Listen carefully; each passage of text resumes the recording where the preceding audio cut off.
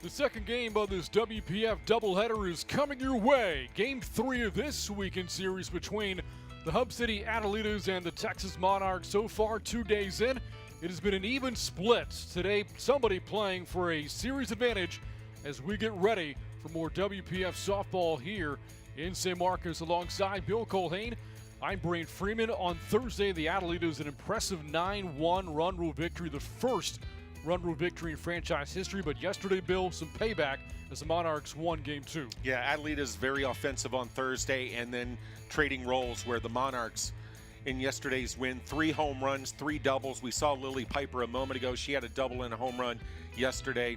But also, I thought Vickers did a nice job as that game went along yesterday. Vickers, the lefty, she was doing a good job for her Monarchs. Starting pitcher today for the Monarchs is Sona Halajan from Central Florida. Before that, 4 years at Cal, a two-way player in her college days. Gets the ball in the circle here today for the Monarchs. And we'll talk about the batting order for the Adelitas here in just a moment. As Halajan faces off against Blaze Behringer. First pitch in there for a strike. Behringer, Lena Reboledo, Daisy Munoz for the Adelitas here in the first inning. Batters 4, 5, and 6. Taylor Ellsworth, Alejandra Casas, and McKenna Brocky. And then it goes Marlene Espinosa, Savannah Wasaki, and the 9-hole hitter Sierra Bryan. Behringer at the top of the batting order, 3 for 6 so far this series. Has scored a couple of runs, also had a walk in yesterday's game. As you already know, Brand, I was tuned in yesterday, you and Haley on the call. A lot of offense early in yesterday's game, and then it quieted down. Yeah, it really did. You look back at the way the game started. The Adelitas scored 2 in the first inning. Lena Reboledo with a 2-run homer in that frame, and then 2 more runs again in the second. The Monarchs got 3 in the first and 4 in the second. So, as we see a ground ball to third, and it is Vanderford who makes the play to Brookshire at first base for the first out. So, of the 14 runs in that game, 12 scoring in the first 2 innings. And that's what I meant by Vickers. You know, some pitchers, it takes them a while to get going. Some pitchers, it goes game to game on when they start feeling it. And I thought Vickers, really picked things up as you went through yesterday's ball game. I should math better. 11 of the 14 runs scored in the first 2. You did all that without a calculator. And plus, this is your second game today. What about the first game of our doubleheader here on YouTube? Oh, yeah, the Texas Smoke winning their 10th straight, holding off to beat the Coastal Bend Tidal Wave 7-6. Kind of a wild game. Boy. The Smoke hit 5 home runs, all solo homers by 5 different players. Reboledo with a pop-up. Vanderford at third, in foul ground. She has the catch for out number 2. And that's going to bring up Daisy Munoz here, and Munoz has been on a tear. Homered again yesterday for the Hub City Adelitas. 3 straight games she has gone deep for an offense that's really turned things around as of late. Yeah, Daisy was struggling for a while, and then a couple of weekends ago, she had an at-bat where she had a hard shot. I think it was just a hard shot single. And I remember commenting, I said, is this at-bat going to be the one that opens things up for her, that gets her confidence back? And since that point, yeah, she's been absolutely crushing the ball. Talk about locked in. 1 ball, 1 strike from Halajan. Daisy Munoz again, the batter from Buena Park, California. So far for the year against the Monarchs, 5 for 13 with those 2 home runs coming in each of the last 2 days. 360 batting average. Her slug percentage is up to 760. Yeah,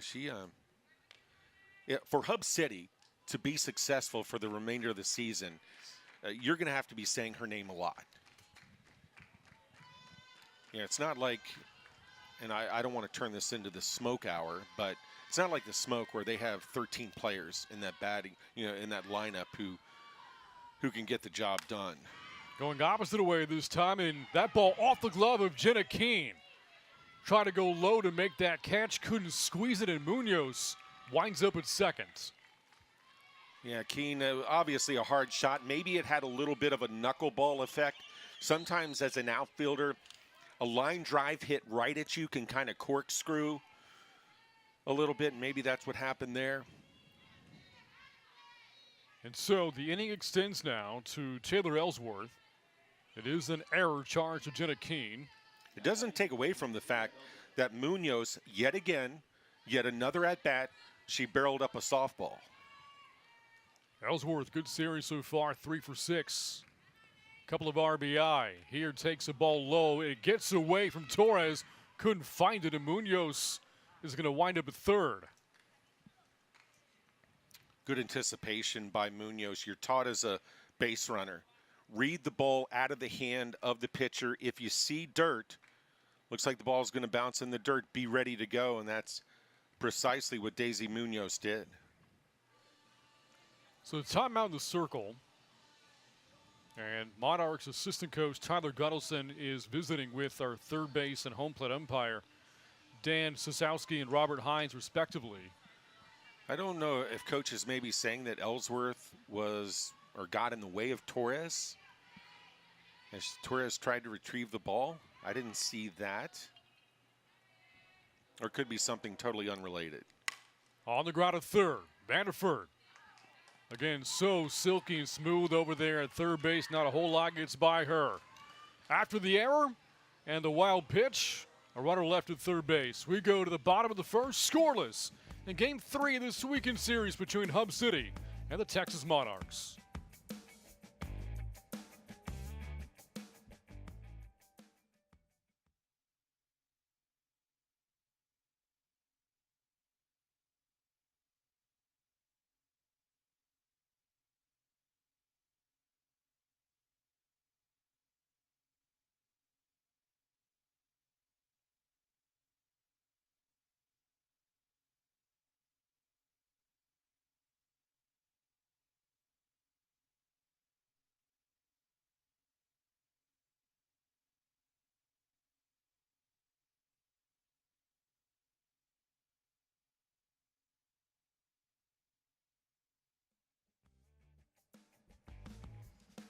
In the circle tonight for the Adelitas as Lexi Hanley was the winning pitcher in the opener on Thursday.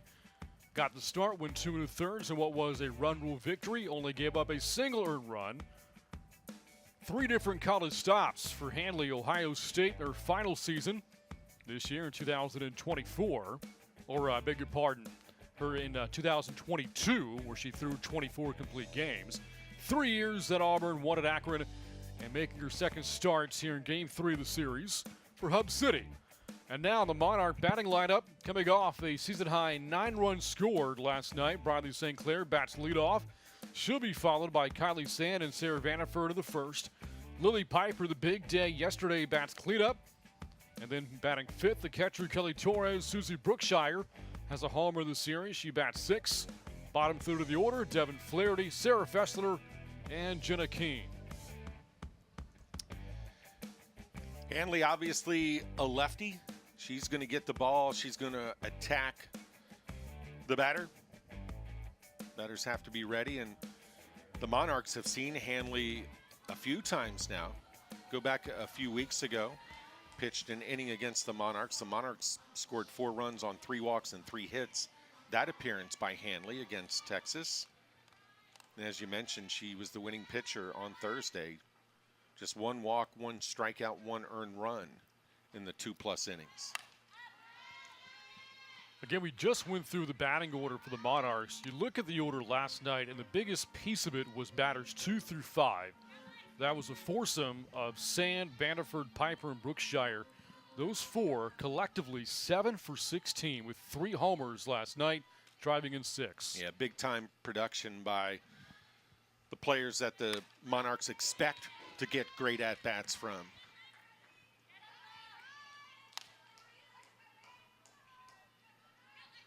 Outfield in. Of course, the scouting report on St. Clair.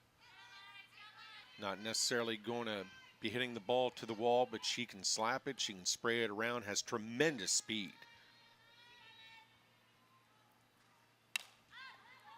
And that's just out of the reach of Behringer. Goes diving for it. Hope she's okay. Able to pop right back up, smile across her face. A glove five with Brocky, your shortstop. So, yes, seems like she's all right. A great effort, huh? Talk about giving it up for your team. Just out of her reach. Wasn't for lack of trying. And again, good thing that wall is padded. No doubt. 0-2 to St. Clair. That runs the count to ball and 2 strikes. So the Monarchs come in with a record of 7-6, back over 500 with their win last night. For a team that began the year 0-3, the Monarchs have since won 7 of 10. Yeah, ran into a little bit of trouble down at Coastal Bend. Lost the first 2 games of that abbreviated 3-game series. And then Thursday, in my opinion, kind of flacked. I give Hub City a lot of credit. They took advantage, did great things, but reading body language, we've seen the Monarchs a number of times. There's a look at them there. We've seen them a number of times, and I just didn't sense the same juice. Now, Hub City playing so well and doing so many things well could have attributed to that. 2-2. That ball hit to left center, and that's down for a hit. St. Clair, a lot of speed, going to wind up at second base with a stand-up double. And a good start to the bottom of the first for the Monarchs here against Hub City. And there's the Monarchs hand sign. St. Clair, I just got done saying, the outfield in, not expecting her to drive the ball, and she said, oh yeah, watch this. Yeah, Wasaki was playing shallow, had to travel a long way to get there.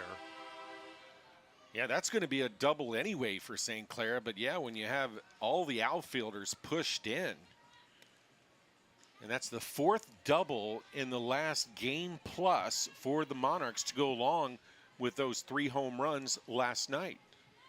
All right, now it's Kylie Sand. Runner on, nobody out. First inning just underway. Hub City in at the corners.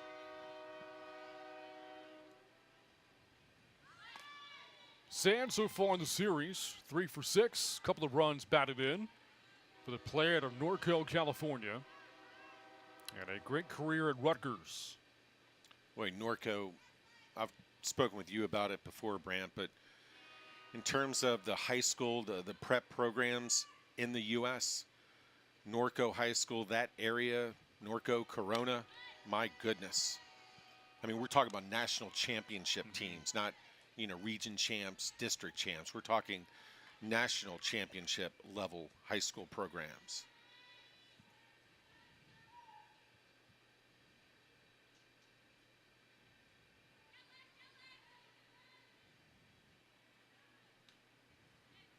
On the ground is short. Brocky. Another good pick from her. The throw to first, though, not in time. Sand, a lot of speed of her own, beats it out for an infield base hit. Runners in the corners here, and now a really big bat coming up in Sarah Vanderford's. Look back at the infield single for Sand. Boy, the fact that Brocky even got a glove on the ball saves a run. But to almost get an out, Brocky had a long way to go. And as you mentioned, if Sand doesn't bust it getting out of the batter's box, and that's an out at first base. Instead, runners at the corners with an RBI machine up at the plate. That will be Vanderford, who again last night went deep. For Vanderford, she is now homered against this team 3 times this season. This ball smoked to left center, a no-doubter for Vanderford. One of the 3 home runs the Monarchs belted out last night.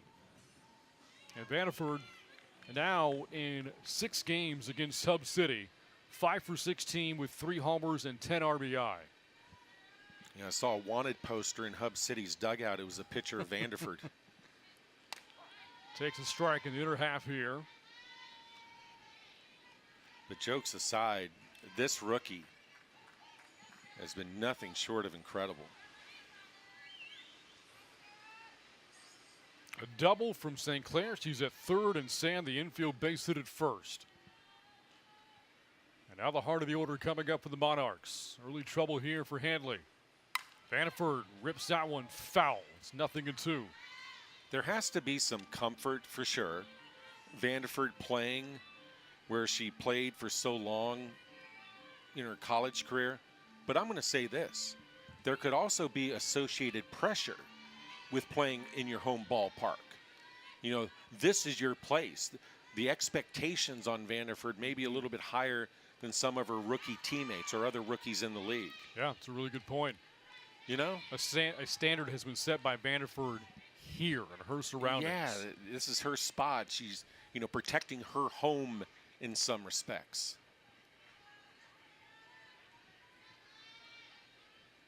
I know her head coach, Ricky Woodard, her Texas State head coach, was here the past couple of days and had to be so proud.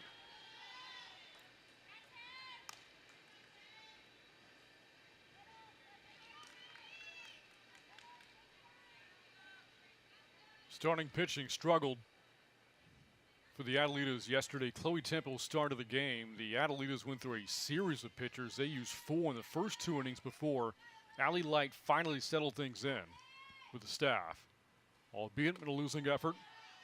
And Vanderford once down 0-2. The count now runs full. Light was lights out on Thursday, helping to lead Hub City to the series opening run roll win, beg your pardon. She's been Hub City's best pitcher of the series. 2 appearances, only 2 earned runs in more than 7 innings.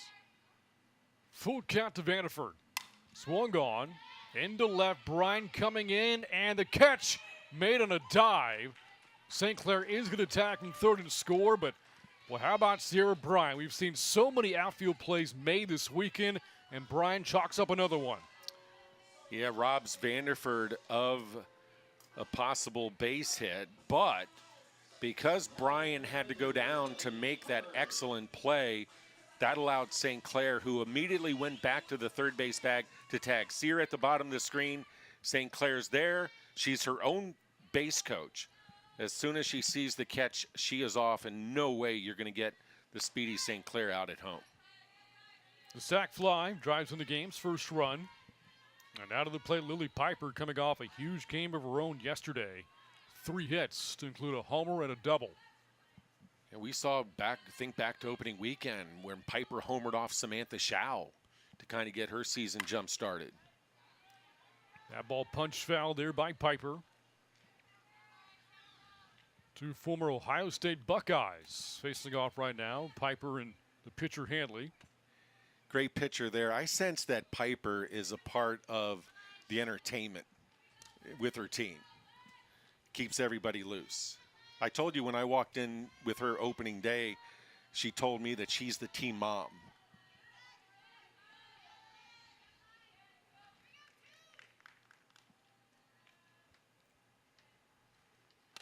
You know, I've heard that for softball teams before, collegiate level and certainly now here at the pros. Never heard that for a baseball team, a team dad. Have you? Any of the players? Yeah, I'm thinking, you know, as you know, my boys played. Yeah, everybody, well, there were teams where everybody just chipped in and there wasn't like, nobody had the official title, but I guess team mom was more common with the baseball teams my sons played on.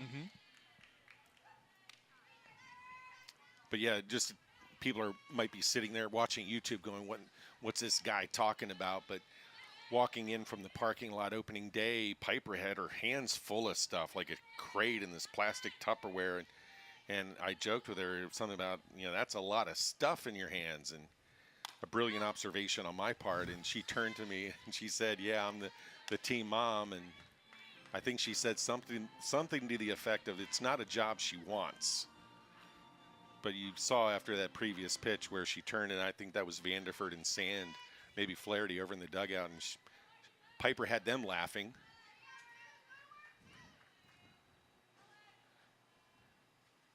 On the full count, that is a base hit smacked up the middle by Piper. Her bat stays hot. The ball gets away from Wasaki. Rounding third is Sand, and she's going to score. Piper to third. That throw is high. And Piper's safe at third base. So Wasaki couldn't keep the ball in front of her. As a result, another run scores, and it is 2-0. Piper yet another blistering shot, and Wysocki did so many things right, to include kind of going down to try to block the ball. Not sure if it hit something out there in center field just as it arrived to her. And the unfortunate thing for Wysocki is the ball caromed away and she looked in the wrong direction, which of course that gave Piper and Sand even more time to scoot around. Now, you see a lot of smiles over there right now. Piper, head coach Candace Fitton Bachbrader, and our third base umpire, Robert Hines. You saw the replay. When Piper slid into third, he punched his fist for an out. The ball was near the dugout. And so I think he got a little bit ahead of himself, and you may have heard me kind of pause. I thought they were calling Piper out for some reason. Certainly could not have been because the throw was in time. And they're all having a laugh about it right now. Yeah, I don't even know how to clean that up except to say, and we're all victim to it, maybe a little bit of anticipation going there where umpire senses, sees ball beating runner, and is thinking, let's see if we get a look at it here again. Now, watch the reaction from Robert Hines. I mean, the ball is nowhere near the glove. Yeah, it's okay. Everybody's laughing, right? Torres, fly ball to left. Sierra Bryan calls off Brocky. Makes a catch on the run for the second out. And that is not deep enough to score Piper from third. And now 2 outs in the inning. With 2 runs already in. And that'll bring up Susie Brookshire.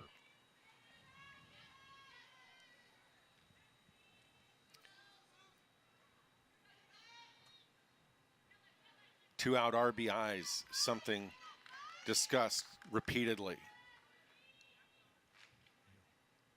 Batting average with runners in scoring position, so critical. What do you think the reaction would have been if Robert Hines stuck to his guns and said it's an out? Okay, with no replay available in the WPF. Yeah. Well, right. I saw a play, and it's a video, but it's a highlight of a play at the plate. It's baseball. Good block at home plate there, my goodness. But it was a play at home plate, the video, no replay, and the catcher drops the ball. The ball's rolling around at home plate. Umpire calls the runner out. Ball and runner arrive at the same time, but the ball is clearly on the ground. Mm-hmm. The catcher, during some conversation, goes over and quietly picks up the ball and walks off. And anyway. Swing and a miss, strike 2. You know, and Behringer at third didn't exactly sell it either. What is there to sell? You don't have the ball. Right.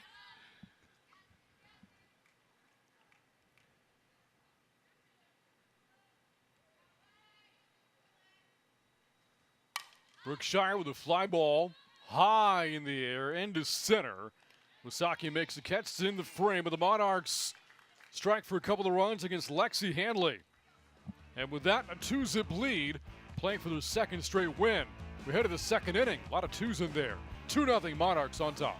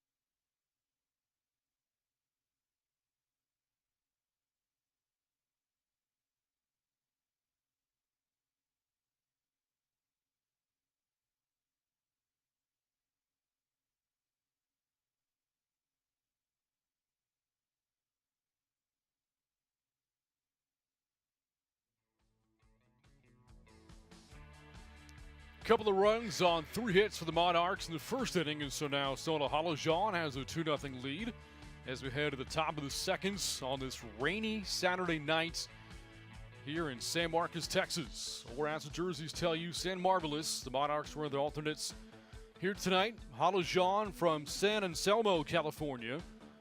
Again, Bill and I have talked about it. A lot of players on these rosters from two of arguably the biggest states for prep softball and travel ball, California and Texas. No doubt about that. Bat and ball sports big. Softball enormous in those two states. Alejandro Casas swings the first pitch. That's strike one. Casas had a huge opener on Thursday, 3 for 3 with a homer, a double. Drove in three runs in what was a 9-1 run rule for the Adelitas. One thing we've been clear and consistent on reminding everybody as well, for those who don't know, but softball as a sport has grown, tight, high and inside. Everybody okay there, but let's see. Yeah, everybody's okay. But the way the sport has grown everywhere, at all levels. Not just, the WPF getting its footing and growing, but the college game, the high school game, and elsewhere as well. Tough break there for Casas. That ball hit the knob of her bat. That's a foul ball and strike two. The loss for the Adelitas last night denied this team of another franchise first, a potential first winning streak in the WPF. But again, the offense has come to life. Over the last 3 games, 19 runs scored. This after a 4-game stretch prior that saw them score once. As in 1 run over those 4 games, yeah. It was a team that was really struggling. Fly ball to left, Vanderford giving chase just beyond her reach. Vanderford's been busy with the glove here in the early going, along with her sac fly RBI, but getting back to Hub City in the offense, just got runners on. There were often times in innings where Hub City, they were getting multiple runners on, but just could not get the big hit. And all of a sudden that changed.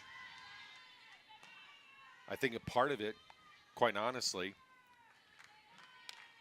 certainly Daisy Munoz, her getting going, but also the addition of Taylor Ellsworth in the middle of that batting order. Mm-hmm. I don't think that's hurt Hub City either. One of the biggest free agent pickups of the young season so far. Yeah. Brocky's done her thing for Hub City offensively. And she's on deck. Yeah, so it's, what am I trying to say? What are we trying to say? It's a much more complete lineup, batting order, I think, than we saw early on in the season. And there, look at Brocky. 3 hits, 3 runs scored so far in the series. 2-2 to Casas. Fly ball to foul ground, and Keene runs out of room. A couple of long fly balls hit here by Casas to stay alive. Casas had a big shot on Thursday, a part of that 9-1 win. Another player who's played in the Mexican League, Alejandro Casas, played her college softball at St. Mary's, California.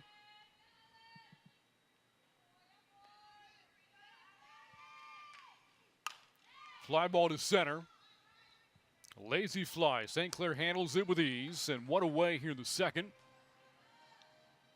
And that'll bring up McKenna Brocky with the bases empty and a 2-0 game. Monarchs on top.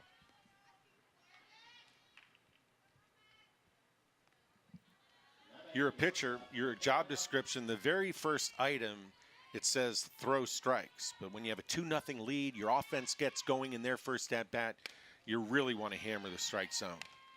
Make the other team earn anything they get. You see Halajan to the circle. Yesterday, Jaden Vickers threw all 7 innings. It was a rough start for her, if you recall. The first couple of innings kind of shaky, gave up 4 runs, but after that settled down and went all 7 to get the complete game win. That's now a couple of complete games in this ballpark that Vickers has under her belt. And including a big one against the Smoke. The Smoke, their lone loss of the season. So, yeah, Vickers has been exceptional, but she did good work for the Wildcats, Kentucky Wildcats. So we knew her MO.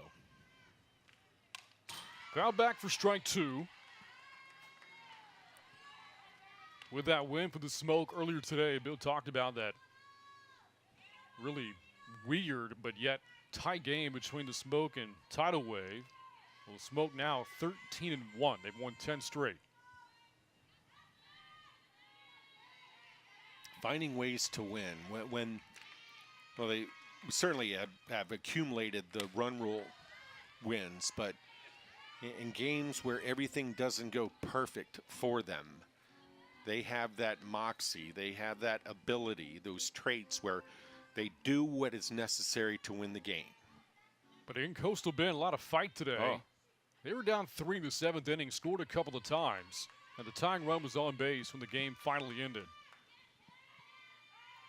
1 ball, 2 strikes, and Brocky takes that one up. It's 2-2. Brocky, not just with the bat, we've talked about her offense, but also in the field, her glove has been top shelf infield play.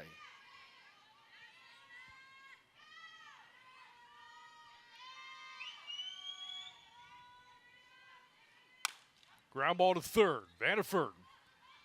Boy, again, she just makes it look so easy over there, doesn't she? You know, I wasn't joking earlier when I said Vanderford's been really busy with the glove. That there are 2 outs in the 2nd inning. That's the 4th out that Vanderford has been directly responsible for. 3 ground balls and a pop-up, and you'll remember here earlier she was chasing a foul pop-up a moment ago.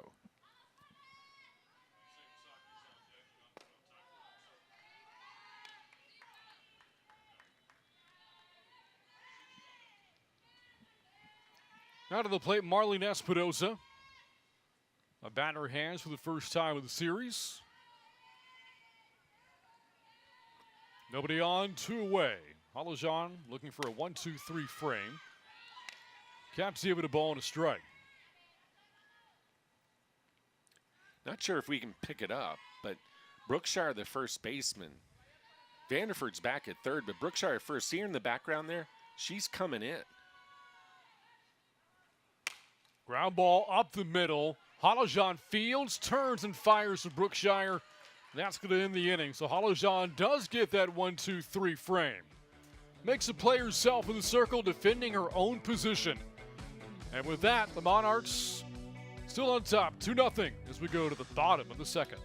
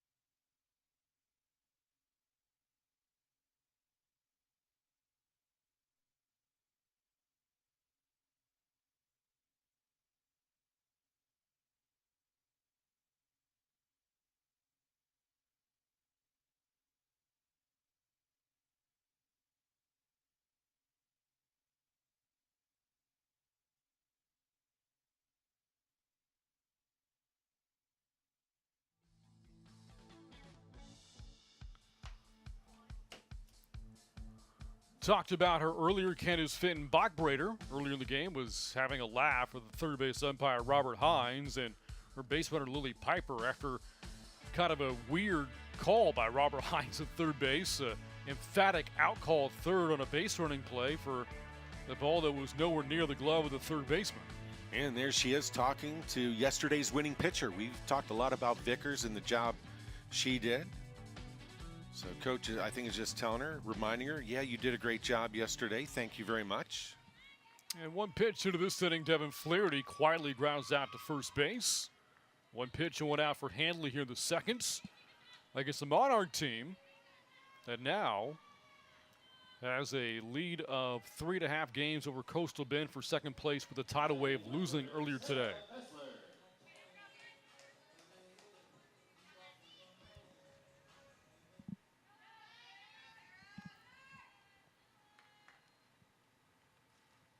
For the Adelitas, as Fessler bats now, they have a chance, if they come back to win this game, to tie Coastal Bend for 3rd of the standings. Tidal Wave now 4-10 with their loss to the Smoke earlier this afternoon. With a lot of softball to play the remainder of the summer. I mean, right, we're still in the front half of the month of July, so there will still be some moving parts in the standings, I predict. That said, with the way the Smoke are playing, you do wonder how much larger is that gap going to get? Well, yeah, I guess I could have added maybe with the exception of first place. But second through fourth, up for grabs. Yeah, it's in pencil, not pen right now, right? Speaking of pencils, pencil in. It's turned into a really nice evening here this Saturday evening in Central Texas. Canopy of clouds up above. Had rain earlier, as Brant mentioned, throughout game one of our 2 games. Rain off and on. I think the threat of rain is gone. Just, again, nice layer of clouds up above as the sun is setting. What temperatures at first pitch, don't say this in this state in this month very often, in the high 70s. That's in tight for ball 4. First walk given up by Hanley. And a runner on with 1 out with the bottom of the order batting here. The 9-hole hitter comes up, Jenna Keene, with the Monarchs trying to add to this 2-0 lead. We've talked about a lot of the players in the WPF and the stories they have and the grit and the fight they've had to even reach this point. And certainly, Keene, an interesting story, Brant. Yeah, we've talked about it. That number 64 of hers, in honor of the station that she works for as a paramedic, driving an ambulance back in Orange County. We've also talked about her college journey as well, from Arizona to Louisiana. A lot of injuries along the way, knee and shoulder injuries. She's injured both shoulders. Had a devastating knee injury, final year of college softball in Lafayette. But it was her college coach, Jerry Glasgow, that wanted to give her a chance to extend her career to the pro ranks and selected her to play for the Smash It Vipers in the WPF last year. And so many of these players, you know, up and down these rosters, you know, you'd ask them, or somebody like Keene, you know, why do you do it? Why are you out here? And the reply, I think, would often be because they love the game so much. Swing and a miss. Keene down on strikes, second out of the inning. Another interesting story about her and the left fielder for the Adelitas, Sierra Bryan, as you look back at the strikeout, the two of them were roommates together when they played for the Cajuns in 2021. Yeah, I got a pitcher series earlier this season. Good friend of ours, Matt Sullivan, media relations at the University of Louisiana. Those two were visiting down behind home plate for one of the games of their series, and I sent Matt a few pictures. Quite a touching scene, the two of them together, and as they wrapped up their conversation, of course, the warm hug. Back at the top of the order for the Monarchs to St. Clair, a double and a run for her in the first. Runner on first base, 2 outs here against Hanley. Swung on, same spot as we hit before, to the left center field gap. On her way to third base is Fester. Gonna round third and score. Briley St. Clair, couple of doubles in the leadoff spot. And it is 3-0 Monarchs. Boy, Briley St. Clair, when she got to the ballpark tonight, she grabbed the power bat. Somebody, again, you know, speed, maybe she can leg out doubles, but tonight it's been instant replay. 2-bagger shots to the left center wall. So big game for the ex-Bulldog out of Mississippi State. 3-0 Monarchs. A 2-out base hit brings up Kylie Sand. In that last part you said, Brant, some folks might get tired of us saying it, but I'm going to say it again. You'll say it. 2-out RBIs. Mm-hmm. They matter. Sometimes, not all the time, sometimes they can prove to be the difference in the game. And it's so deflating for the opposition. Now, we saw a game yesterday between the Smoke and Tidal Wave. The Smoke scoring 7 runs with 2 outs. Jeez. And when the rally started, there was nobody on base. Oh, my goodness. And in one of their games against the Adelitas last week. As a pitcher, as a defender, as a coach, as a fan, you know, you think, oh, we just need one more out, and it doesn't happen. Yeah, the game last week, 14 runs for the Smoke against the Adelitas in a run rule, 13 scoring with 2 outs. Yeah. And that's why, you know, things like walks and errors, because it's hard enough. It's challenging enough to get 3 outs. But when you have to start to get 4 outs or 5 outs in a half inning against talented offenses like you have in this league, this makes a tough job even more difficult. Second walk of the inning given up by Hanley. 2 on, 2 out for Sarah Vanderford. One more story about, you know, Jenna Keene, her relationship with some of the other players out here. The first baseman for the Adelitas, Daisy Munoz. She and Keene were teammates in high school together. First pitch here, swung on. That's a base hit down the line. The doubles queen of Texas State has hit another 2-bagger. Driving in another run, St. Clair scores easily. And some more 2-out offense here for the Monarchs. It's almost like Vanderford has, you know, us in her ear talking about the importance of 2-out RBIs. And to your point about, would you say the queen of doubles at Texas State? It is just crazy the way Vanderford, time and time again, to include now as a rookie in the WPF, has just continued to be an extra base machine. Has she ever hit a single? I wonder if Vanderford has ever hit a single in her career. That's a good point. All those doubles and homers for Vanderford. Not many singles. 2-bagger there. And coming up to the plate now for the Monarchs is Lily Piper. And Piper, a big homer of her own yesterday. One of 3 homers the Monarchs hit. Now, she part of a 3-hit day for her. She had a double and a home run yesterday. This homer on a rope opposite field over the right center field wall. And was our player of the game with her 3-hit night and a 9-5 win. She's coming up now with runners at second and third base and a pitching change here for the Adelitas. We talked about it. The best pitcher of the weekend so far for Hub City has been Allie Light, and yet again, Jamie Juarez turning to the ex-San Diego State Aztec. Yeah, I think Coach Juarez kind of sensing that even though it's early, game kind of in the balance. You're already down 4-0. 2 runners in scoring position, and Piper has been absolutely on fire with the bat the past couple of games. So you go to your pitcher who has had the most success this weekend against the Monarchs.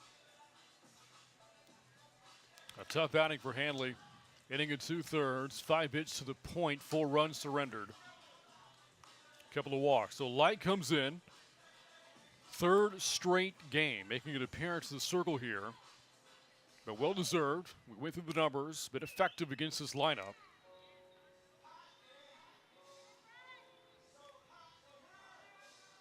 And now faces Piper with runners second and third base, 2 outs. This rally has all been with 2 outs. Did you see Piper there? Piper's looking down at her coach and is giving the indication, like, should I bunt? She's not bunting here. No chance. On a line to Brocky. 1 pitch and Light does her job. The Monarchs strand 2, but they also scored twice. And with that, it is 4-0. We head to the 3rd inning. You're watching Women's Pro Fast Pitch on the official WPF YouTube channel.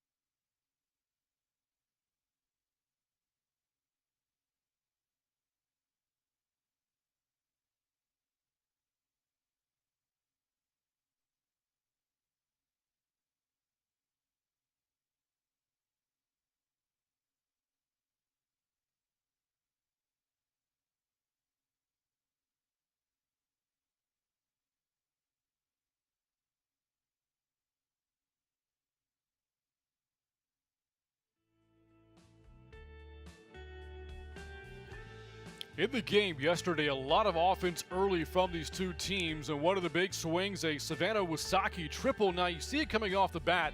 Didn't hit it all that hard, but it got by 3 fielders. Wasaki can really run too. Winds up at third base with an RBI triple, and here she leads off the third inning with her team down 4-0. Yeah, talk about using your wheels. That ball was hit to left field and able to leg it out to get to third base. It is Wasaki, Bryan, and Behringer batting for the Adelitas here in the third inning. Team needing to respond after the Monarchs have put up 2 in each of the first 2 innings. Halajan pumps in a strike, and it's 1-1. Nice job working the outside edge there by Halajan, and stories, relationships in the WPF. Wasaki and her teammate Flores go way back. High school teammates together, college teammates together, roommates. And I think you brought this up last time these two played a series a couple of weeks ago. Along the way, high school, college, now pro, they've each won the same number, 22 and 23. Wasaki ground ball to Vanderford. She does it all, man. Vanderford, a double in the bottom of the second to sac fly RBI, and all these plays at third base. Big smile there for the Monarchs third baseman. I mean, my goodness. You talk about having a magnet in your glove. Vanderford has done it with the bat tonight. Look at her. She's enjoying it. Sierra Bryan with a fly ball to right. Park's going to hold this. Jenna Keene. It's 2 outs here in the inning. Couple of former Raging Cajuns. Curious.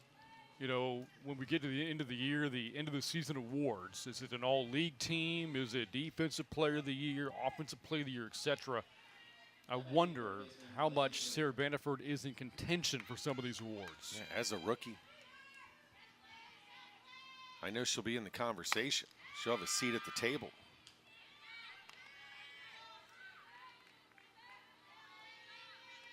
Back to the top of the order to Blaze Behringer. So far, Halajan has faced just 1 more than the minimum. That was due to an error. And that's probably a good time to mention, Brant, but you and I coming into the season, as we did our preparations, getting ready for this schedule, you look at these players, and yeah, they all, to a person, have offensive numbers. You know, career leader in this, season leader in this, that, the other. But also, they have another trait in common. They can all play defense. You don't see many one-trick ponies, so to speak, in this league.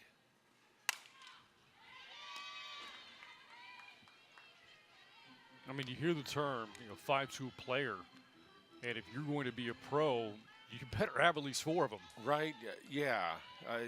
There are a lot of players, and this isn't to disparage anybody because I played exactly 0 games of D1 anything, but, we've seen players who can hit, they can't field. They can field, but they can't hit.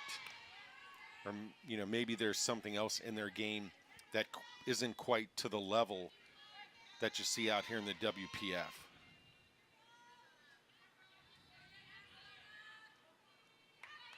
Unless you have one of those skills that is just super high level, like the best of the very best.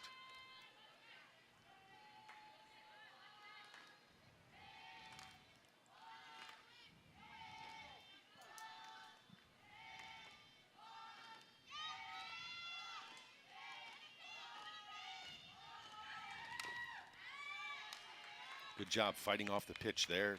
Stay alive.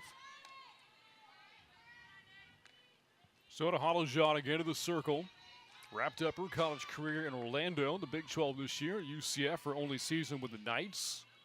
And at one point this year, threw a combined no-hitter with her teammate Ava Justman. Came against Jacksonville back in April.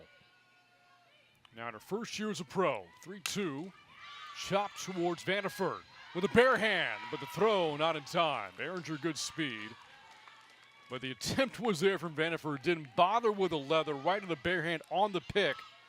But an infield base hit will extend the inning. Yeah, because of the high chopper, Vanderford just not enough time, clearly, especially with the way somebody like Behringer can run. And that is the first hit of the game for the Adelitas, and it brings up Lena Rebeledo. Rolls away from Torres, and now Behringer winds up at second. More on Halajan. Again, playing for UCF this year. As you look at Torres, the former catcher from Duke. Halajan helped lead her Knights program to the Tallahassee Regional. Again, so many players on these rosters were playing in the NCAA postseason deep into it not long ago. Swung on by Rebeledo right to the glove of Fester, but can't make the catch. So twice the outfielders in the corners can't make the play, but this one leads to a run, and now it's 4-1. Boy, second time tonight we saw, he was back in the first inning, outfielder. Similar play where it's kind of a line shot. Not sure, again, if it has that knuckleball effect coming at the outfielder, or maybe because it's the time of day. Kind of weird lighting at this point of the day. But both outfielders would immediately say, you know, I should have caught the ball. Boy, rare to see two outfield errors in the same game, but we have now an E7 and an E9 for the Monarchs. An honor run charge to Halajan. And also go back to this. The reason that Behringer was even in scoring position was because of a pass ball.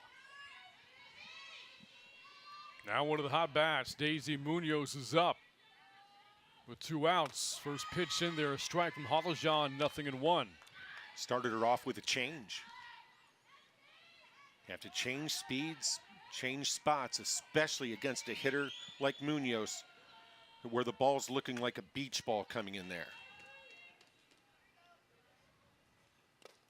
That's low. So again, Munoz and Keene, high school teammates in 2017 together on the same team out of California. That team wound up being the #1 ranked team in the nation. 24 players on that team. 17 went on to play Division I softball.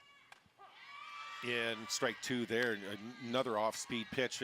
And Norco and Corona, about 30 minutes due east of Anaheim, of Fullerton. So all in that area. Just think of that talent. It's probably why a lot of college coaches spend a lot of time recruiting that area. A ball and 2 strikes. Munoz keeps the bat on her shoulder, takes the ball up. It's 2-2. Just think, if you're a college coach, you can land at John Wayne, LAX, maybe Ontario Airport right there. Rent a car, you can cover a lot of ground and see a lot of really good players.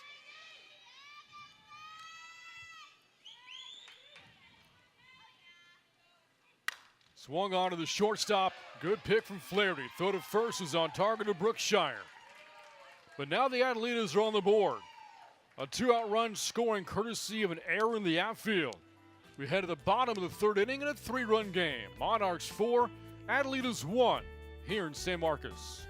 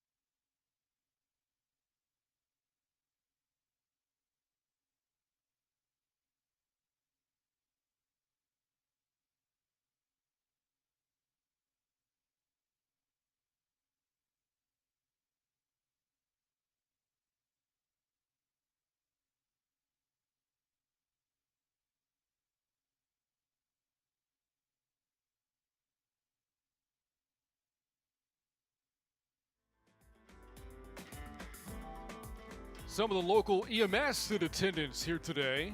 Paramedics, firefighters here watching WPF softball with the Texas Monarchs on top 4-1 as we go to the bottom of the third inning.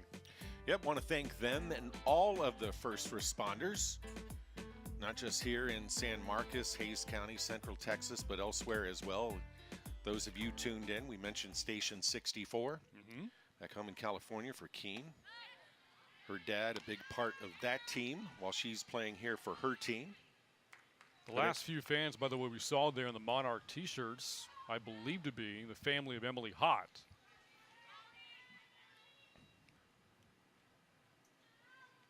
Hott, one of the outfielders for the Monarchs, although she's not starting tonight. Didn't play yesterday either, did she? And Thursday, I made the comment, she wasn't in center field, she was playing in left field, and she didn't look 100%. I'm not a doctor, I don't play one on YouTube, but you wonder if there is something there. Torres lines that to Brocky, reaches up, makes the catch. And what a way here the third inning. I thought about this, Brant, on my drive-in. So let's use, because we're probably more familiar with Vanderford and Mullins than some of these other players. I think that's fair to say. Think about how many games they've played, practices they've taken part in since the first of the year, without a big break between college and their pro career. Swing and a miss by Brookshire. Speaking of swings, Brookshire, a big one of her own yesterday. One of the 3 homers for the Monarchs steps in here. Nobody on and 1 out. 3-run game. Adelitas getting a run at the top of the inning. And now it's 1 ball and 1 strike.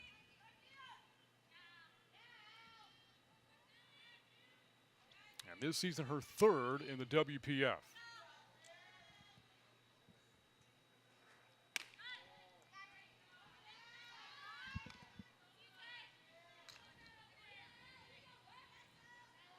Her final college season at Long Beach State, drove in 49 runs, top 10 of the country that year.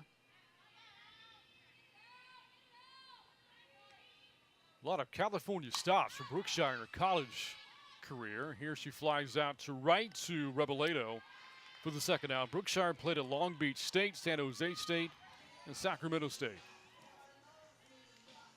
Yeah, basically up and down the state of California, north to south. As one thing that Light is trying to do here is record the first 1-2-3 inning of the game thus far for the Adelitas. So far, Light has retired all 3 batters she's faced, Piper, Torres, and Brookshire. And now with 2 down, it's Devin Flaherty. Been a productive weekend so far for Flaherty. A couple of hits, a double, an RBI, and a couple of runs scored. And we talked up the shortstops, this weekend. Yeah. Flaherty for the Monarchs. McKenna Brocky for Hub City. Tatum Anzaldo for the Coastal Bend Tidal Wave. And Denver Bryants for the Texas Smoke. Yeah, throw Grimm in there. The other shortstop for the Smoke as well. Yeah, a lot of talented defensive players. There have been a lot of runs scored in this league. These are some great hitters. But the pitching and defense for sure. It's incredible. Swinging on 3-0 to the third baseman Behringer. But the throw pulled the first baseman Munoz off the bag.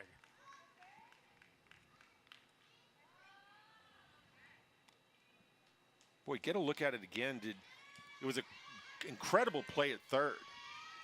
Yeah, that's a good call by Jenna Bouillon. Munoz's foot clearly not on the bag. It doesn't take away the play at third base to make that stab as the ball's headed down the line. Likely would have been extra bases, but Behringer able to get a glove on it. The throw over to Munoz, we all saw it. It was low. Munoz, her primary focus is catching the ball. They're going to ask for the umpires to get together here and talk about it, but I think we saw a great job by our camera team. Yeah. That was an absolutely great shot of it. And Munoz, her focus is ball. That's your first job as a first baseman, is to secure the ball. And as she went down, I think just her forward momentum of going for the ball, we saw her foot come off. Munoz has been charged with the error. You look at it again, and there you see it, the gap between the bag and the foot of Munoz. Great look at it there. And Jenna Bouillon all over it at first base. They're going to charge Munoz with an error. That's E3 in your scorebook.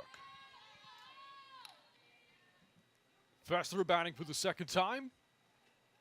Took a walk earlier, facing Lexi Hanley, now facing Ali Light for the first time.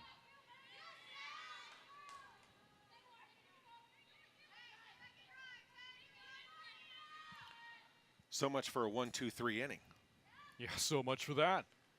0-2 is a miss outside. Monarchs trying to piece together their 8th win over an 11-game stretch after starting the year 0-3. And each team playing for a 2-1 advantage in the series and a potential series win tomorrow.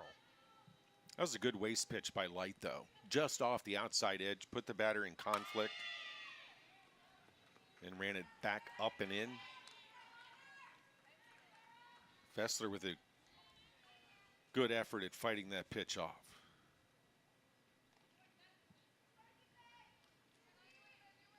The third straight week the Hub City Adelitas have played here in San Marcos. We talked about it. A lot of back and forth between here in San Marcos and back home in Lubbock. 400 miles put on the tires one way. On the tires and on the bodies of these players. No doubt. I said it. Some of these players, it was basically a transition right from college ball. Likely for some of them a graduation mixed in. And next thing you know, you're signing your contract, you're moving to a new city, meeting your new coaches and teammates, and off you go, your professional career in the WPF. 1-2 pitch, that ball is hammered foul. Almost reached the moving train out there. Yeah, I think it hit the electric tower down the left field side. I'm pretty sure it did, as a matter of fact, as it carried him to the left. A lot of art on that train.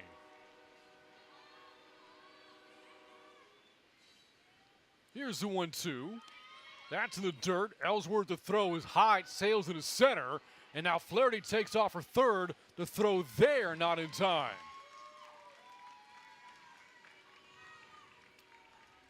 Great job, especially with 2 away. Flaherty had the presence of mind to read that the ball was over her head into center field. Look, immediately pops up, right? You have to make that instantaneous decision, and then just lowers her nose and scampers into third base, and that could prove to be a very important bag, going second to third. Nice block by Ellsworth behind the plate here. Yeah, it could have been a run-saving play. And she has been phenomenal defensively since joining the team last week and at the plate. Big addition for Jamie Juarez's team. Yeah, just one piece in the puzzle can be so big. It can affect so many areas of the team for the better. Fessler with a fly ball to right. Rebeledo, plenty of room to make the catch, and that runner stays at third base. 3 innings in the books. It is a 3-run game. We head to the top of the 4th here in San Marcos. Monarchs 4, Adelitas 1.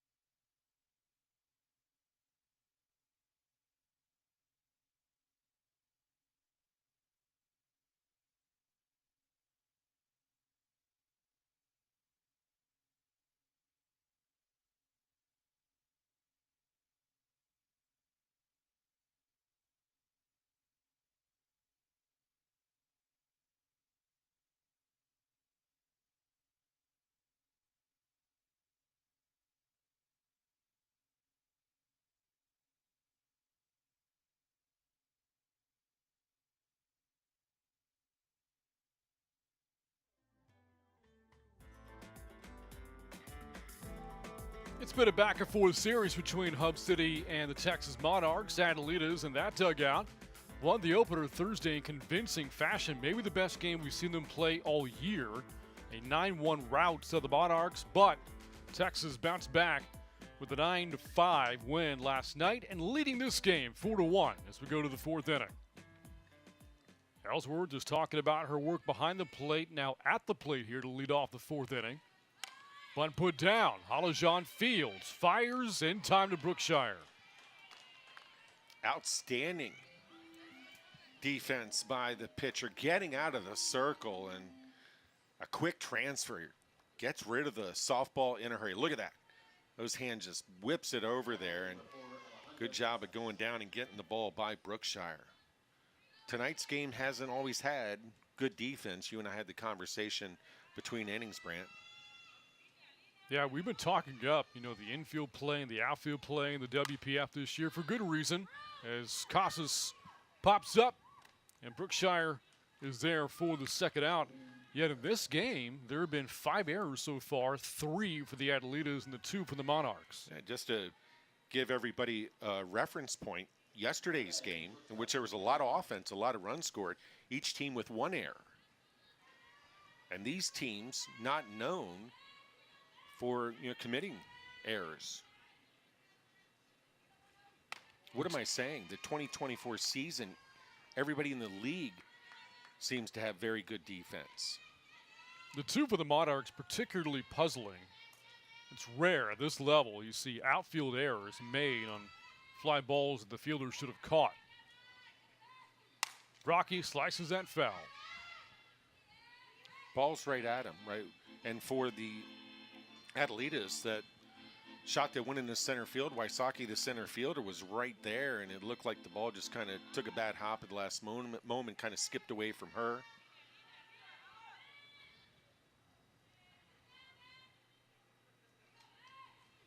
Been good work so far from Halajan to the circle through 3 2/3. The 1 run on 1 hit given up, and the run not earned.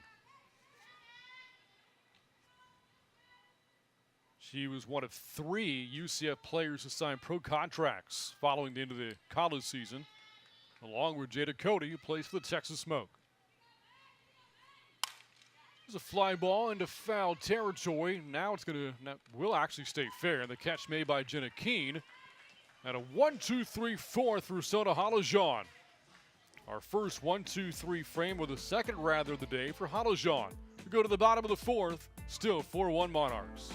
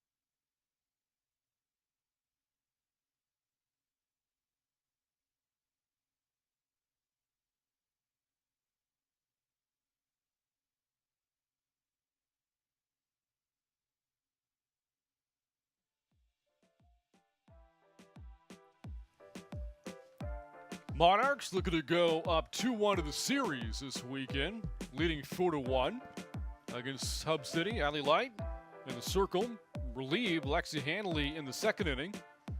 And so far, Zelda Roan, of the 5 batters she has faced, has retired 4 of them. The exception was a batter reaching due to an error.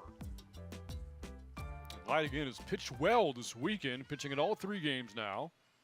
Facing the leadoff batter for the Monarchs, Jenna Keene. And Keene grounds one to the third baseman, Behringer. And what away here in the bottom of the fourth. A story developing for Hub City, and it's regardless of the outcome of tonight's game, tomorrow's game, is Allie Light. The way she's come on. You go back to game 1 against the Monarchs a few weeks ago. 2 innings, 6 hits, 4 earned, a walk and a strikeout. The Monarchs knocked her around, and the last few times we've seen Light, she's been lights out. Now, how about the day at the plate for Briley St. Clair, batting right now? A couple of doubles. Hit them both the same spot at the gap in left center. Yeah, look like carbon copies. And you can see the defensive alignment for Hub City. Their expectation and scouting report on St. Clair is that she's going to try to put the ball in play. She's going to try to use her legs and beat out plays to first base. Behringer in at third. That's a great look at it. Look at Munoz over at first base. That's not the way you align for somebody who you're expecting to hit line drives to the power alley.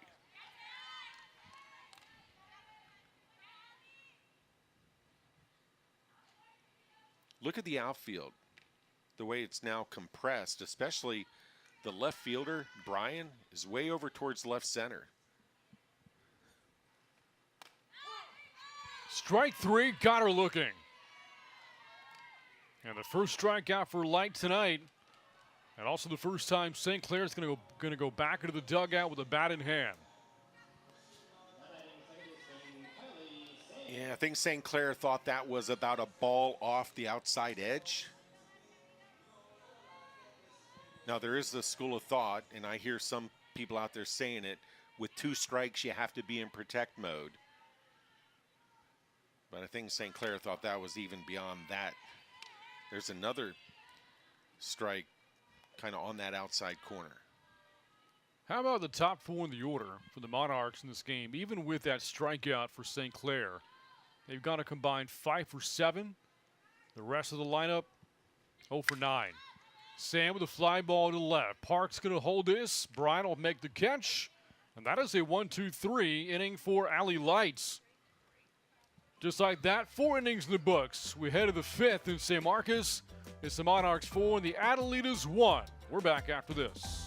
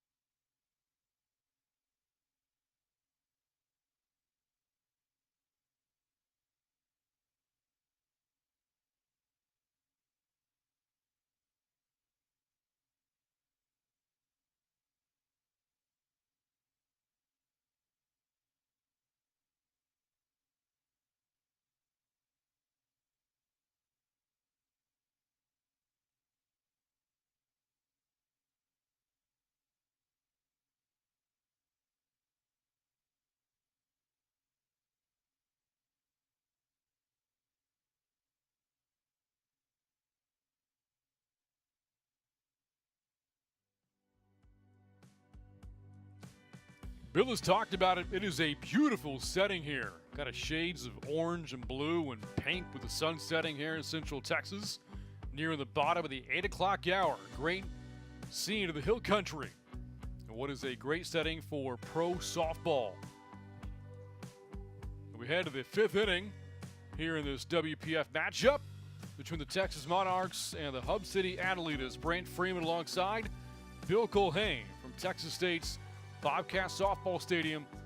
And again, this is a beautiful part of the country here in San Marcos. The Hill Country. July 13th, temperatures in the low 80s.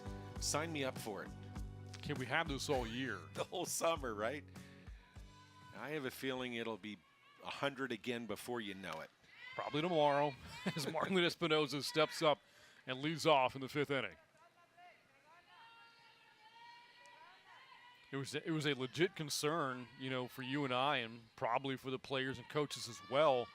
The prospect of all these games in Texas, all 4 teams, calling the Lone Star State home. The Smoke and the Monarchs here in San Marcos, the Adelitas Lubbock, and the Tidal Wave in Robstown, and having to play in the summer in this type of heat. You know, not much relief from all that heat. Practice times as well. How will they handle it? And You're very thankful then for a night like this. Yeah, little doubt about that. Game 1 earlier today, we had precipitation kind of off and on throughout, for goodness sakes. Saw a few people with jackets on, which, again, if you're not from this area, you know, wearing a jacket in the state of Texas in July is unheard of. It's maybe a joke you tell somebody. Ground ball on the butt put down by Espinoza. Halajan, her throw skips away from Brookshire. And Espinoza going to motor on to second base. Halajan, like we saw last inning, does a great job of pouncing out of the circle, getting to the ball. Low throw. Brookshire, give her some credit. She tried to block it. Get her glove on. And look at that. Another just kind of maybe short-armed it a little bit. Brookshire trying to keep her foot on the bag while she dug it out and unable to do so. Good way to start the inning for Hub City. Well, now Monarchs assistant Tyler Gundelson again visiting with their plate umpire Dan Sosowski. And he's visiting with the crew. Right now, they're going to rule it a single for Espinoza. She advances to second on the throwing error by Halajan. Was there some kind of interference at first base that... I didn't see anything like that. I wonder if there's a question of, was Espinoza's foot out of the box when she made contact with the ball on the bunt put down? If that's the case, she would be out. Yeah, good point. I don't know. I believe that has to be the only thing in question here, because I didn't see any interference on Espinoza's part for Brookshire at first. Yeah. Here it is again. Okay, in the box. Now, that front foot of hers, look at it. The ball makes contact within the batter's box there. Yeah. And the call stands, so Espinoza at second on the infield hit and the error, giving her another base. Nobody out, top of the fifth, and Savannah Wasaki batting now for Hub City. Monarchs in at the corners, expecting bunt game in play.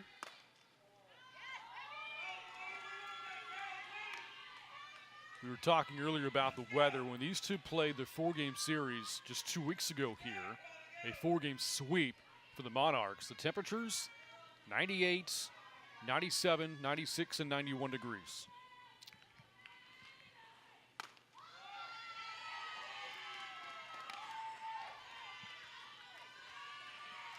There's the sun setting. Texas State main campus, kind of back there to the left.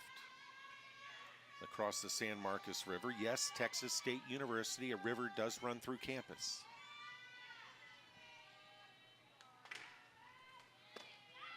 And that'll bring up the tying run. Bottom part of the order coming through here for the Adelitas. 2 on and nobody out now for Sierra Bryan. And this was after Halajan in the top of the fourth, coming off a 3-up, 3-down inning. It all started with the bunt, using the small ball to get the offense going. So probably a few things that Coach Guttleson of the infield and Halajan talking about right now. One, the situation. You got Bryan, a tremendous hitter, a lot of speed. Is this a bunt situation? If so, how do you defend that?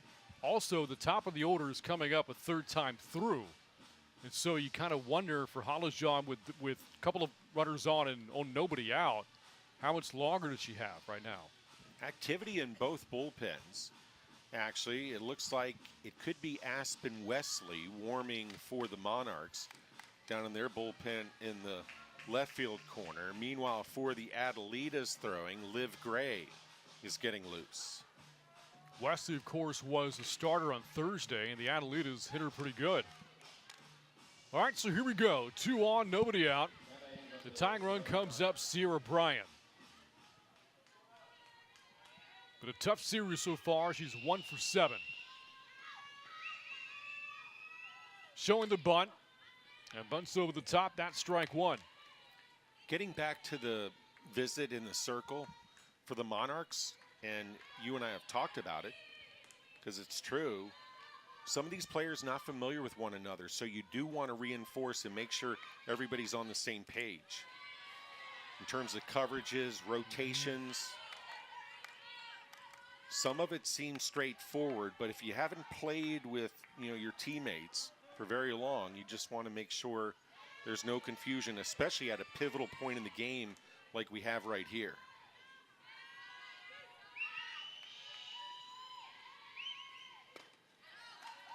Again, Brian unable to bring the bat back in time. So far in the game with runners on base, the Adelitas are 0 for 3. Only 2 hits in the game, both of them infield singles.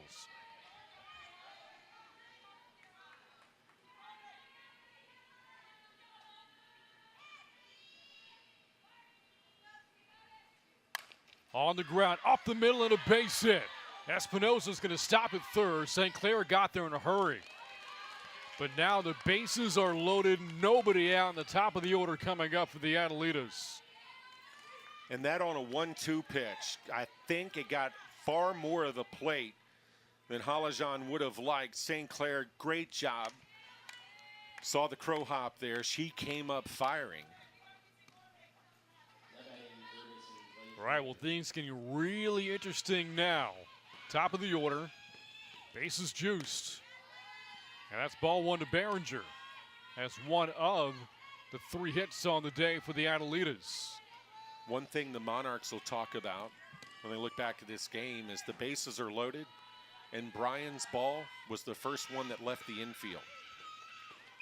A bunt single, a walk, and then the single by Brian. Blaze Behringer, the former Arizona Wildcat, 3 years playing in Tucson. Before that, 1 year at Ole Miss. Hub City would love to get this inning to Daisy Munoz. Foul away for strike 2. Munoz 2 batters away, but the batter of the on-deck circle has also been red hot as of late. Lena Reboledo. Yeah, no doubt. But Munoz is at the point right now in her season, the way things are going for her, that even when she makes outs, they're loud. Espinosa, Wasaki, Bryan all on base. Big spot for Halajan. Headed towards left and out of play. Same situation as Bryan a moment ago. If you're Halajan, you're ahead in the count, 1 ball and 2 strikes. You know you have the pitcher or batter, I beg your pardon, batter in a conflict situation. See if you can get the batter to expand the strike zone. You don't have to throw a strike here.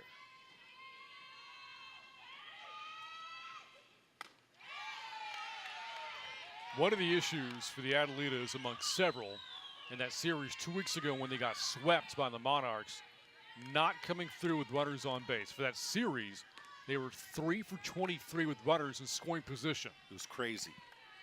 It was crazy there. Yeah, time and time again, it just kept repeating itself. That is strike 3 on the call from Dan Sosowski behind the plate. Huge strikeout for Halajan. The pitch prior to that was maybe 2 or 3 inches a little higher, called a ball, and Halajan was able to drop it in just a little bit lower. And I think Behringer was simply seeing the previous pitch in her mind, thinking it would go high again. Here's Reboledo. Base is still loaded. That's off the glove of Halajan. Bobbled by Sand, recovers and throws to first to get it out. It does bring in a run. Well, I think Sand maybe was getting so amped up for a possible throw to home. That's why she didn't handle it cleanly, but able to recover and get an important second out. That last part, I think your first part was correct, Brant, but the second part is it glancing off the glove of Halajan, I'm sure didn't help Sand as she was trying to read the ball. But the fact that Sand was able to kind of get her wits back about her and make the play and get the out could be huge.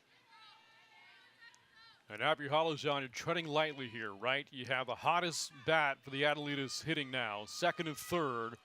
That's where the runners are, and first base is open. But ahead early, 0-1. Munoz, a deep drive that hooks foul. Big turn on that, out in front by a hair. It's what I said about Hub City wanting to get this at bat to Munoz. Well, now you're Halajan. You got some waste pitches in your disposal, but you don't want to be wild. Yeah, you do not want to miss in the strike zone here.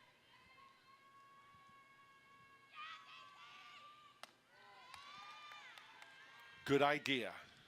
Maybe not close enough to the strike zone, especially against a savvy hitter like Munoz. Didn't really put her in that conflict mode that I refer to.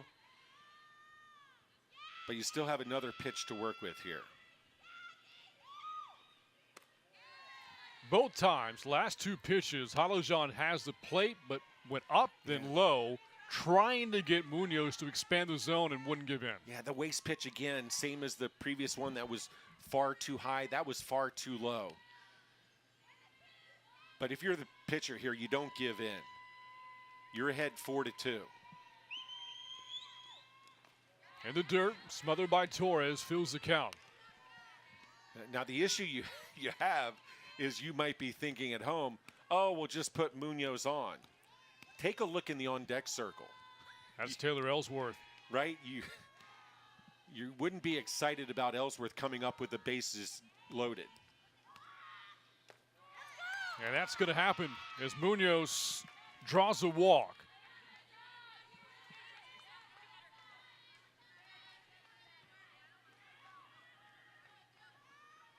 So Munoz falls behind 0-2.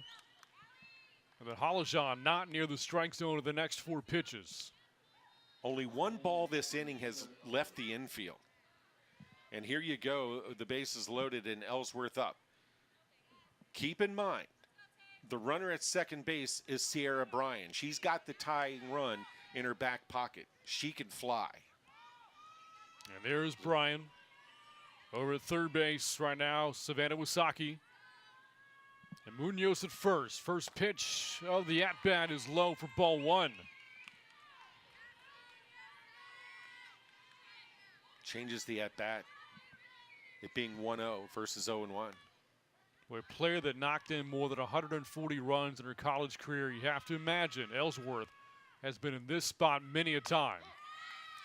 Good comeback pitch there from Halajan. Up in the zone and a called strike.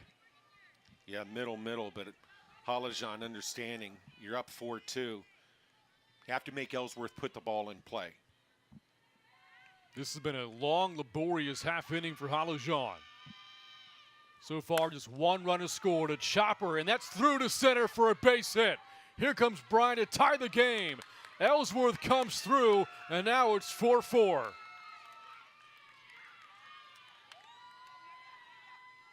We've said it again. Ellsworth, since she joined Hub City, it changed quite a few things for the Adelitas, including somebody who can come up in big moments and come up with big knocks. That was a big knock. You see Ellsworth back into the dugout as Rebolledo will take her place on the base paths as a pinch runner. But how about this day of WPF softball earlier today? Both the Tidal Wave and the Smoke playing long ball. Two teams hitting 6 homers, all solo shots, in what wound up being a one-run game, won by the Smoke to extend their winning streak to 10 in a row. And now we've got a tie game here in the 5th. 2 on, 2 out. First pitch, inner half at a strike to Alejandra Casas. What we've seen from all 4 teams, the Smoke, they weren't down for very long, but what we've seen from all 4 teams is the never say die, don't give up attitude. It was on full display by Coastal Bend earlier today. In case you're just tuning in, the Smoke held on, and we say held on, we mean by their fingertips, a 7-6 win over Coastal Bend. And look what we have here, 4-4 top 5. So Majo Gonzalez, see her there, is now pinch running for Daisy Munoz at second. So a couple of pinch runners on right now. Gonzalez is at second base, Rebolledo at first. And the batter here, Alejandra Casas. 3 runs in for the Adelitas here in the 5th.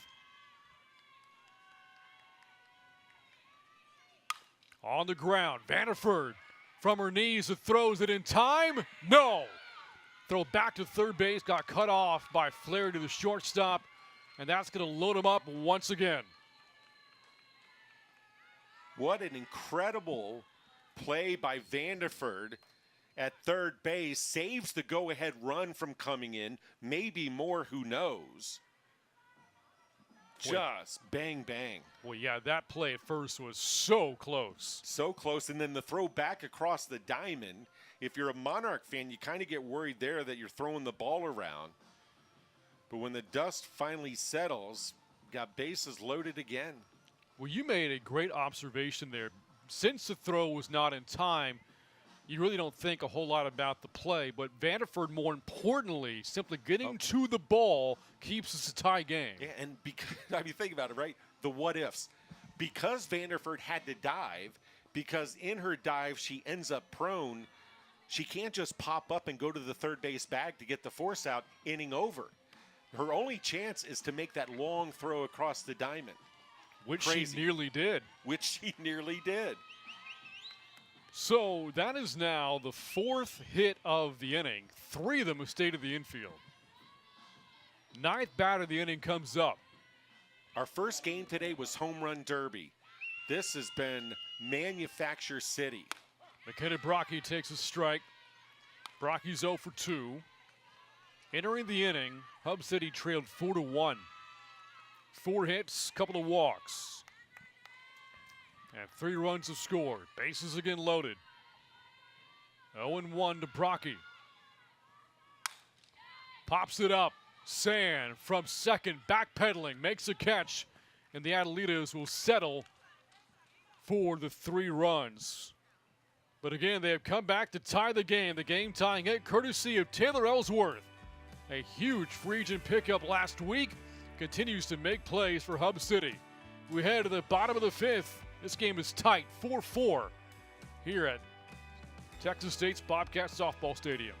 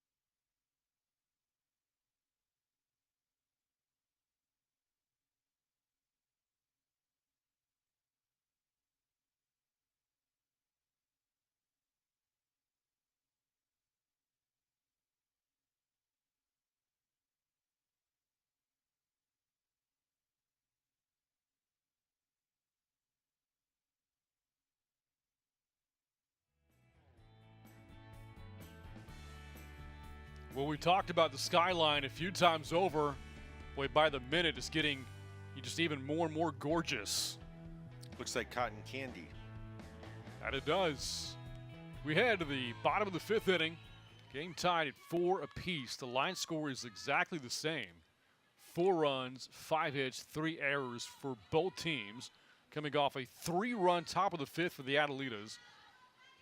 But if you're the Monarchs, you feel fortunate you're not down, because Hub City had the bases loaded with 2 outs before getting out of the jam. As Sarah Vanderford bats to lead off the home half of the 5th. Another productive day for Vanderford. A couple of runs batted in to include an RBI double in the 2nd. Vanderford on 3 pitches goes down looking. Allie Light, 2nd strikeout and 1 away in the 5th. Allie Light continues to build momentum for herself in the circle. Painted the outside black. Ellsworth, nice job of pulling it to the corner. You saw how Vanderford shot a quick glance back. The home plate umpire. not one in agreement, that look. It didn't look like it. It didn't look like one of those, I hope you have a nice day, nice evening kind of looks. And now we've got meetings taking place everywhere. And if there's a hotter batter in the Monarchs lineup right now than Lily Piper, I don't know who it is. Piper 1 for 2 today, had 3 hits yesterday for the Texas Monarchs. She's one of those players, too. You look at her and you can just tell she loves to play the game. Also loves to coach as well. She's on the staff at Ohio. The Bobcats out of the MAC for head coach Jenna Hall. You and I have spent some time in Athens, Ohio. But you would think that somebody like Piper, her love for the game and her joy in playing it, she's able to show that to her players.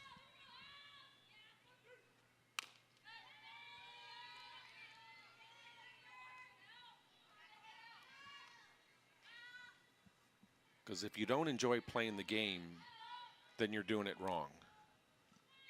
A seasoned professional vet, Piper was the 15th overall pick of the 2019 NPF draft. Also spent 4 years playing for Athletes Unlimited.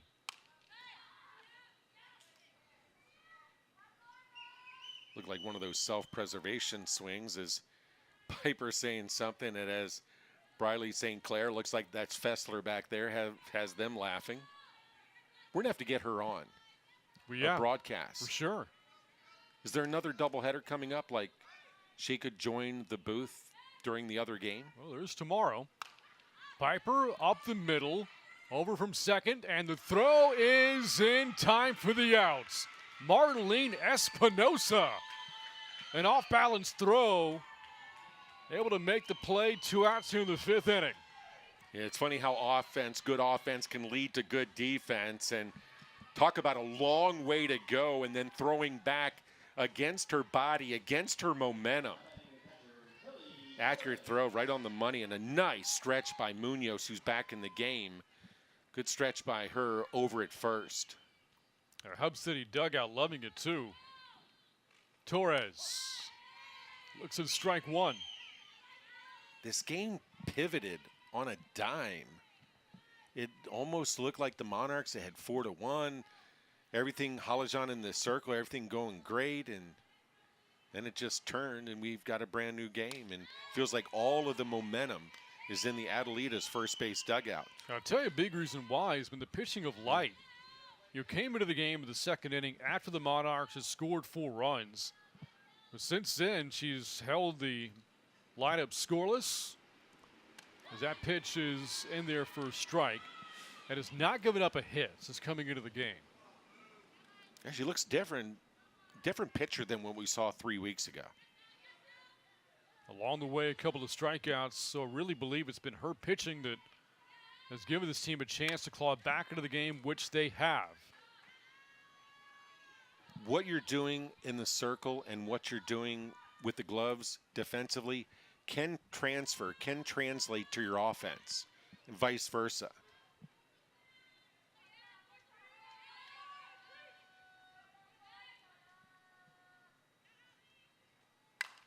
That ball hit well, left field, and there it goes. Kelly Torres has put the Monarchs back on top.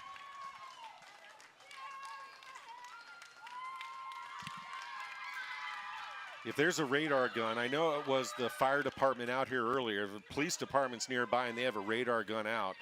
That thing was an absolute missile. Look at this. Went down, took it off the ground. I think that ball had some mud, some dirt on it as it flew out of here. Looks like a golf shot. I don't know if we can see it again, but it wasn't a strike. It was a ball low. Torres said, I don't care. Boy, that would have made Tiger Woods proud. Hit 15 home runs in her Duke career. Did homer last week against Coastal Bend as well. And that bomb has put the Monarchs on top. And how about that for the first hit of the game for the Monarchs against Light? As you said, a ball that was out of the zone, low below the knees of Torres, and just went down and got it. Yes, indeed. That puts some juice back in that third base dugout. We see more smiles down there, and it's not Lily Piper telling jokes. Well, she might be now. Well, she might be now. I'm sure the dugout a little bit more lively from the Monarchs. Here's Brookshire.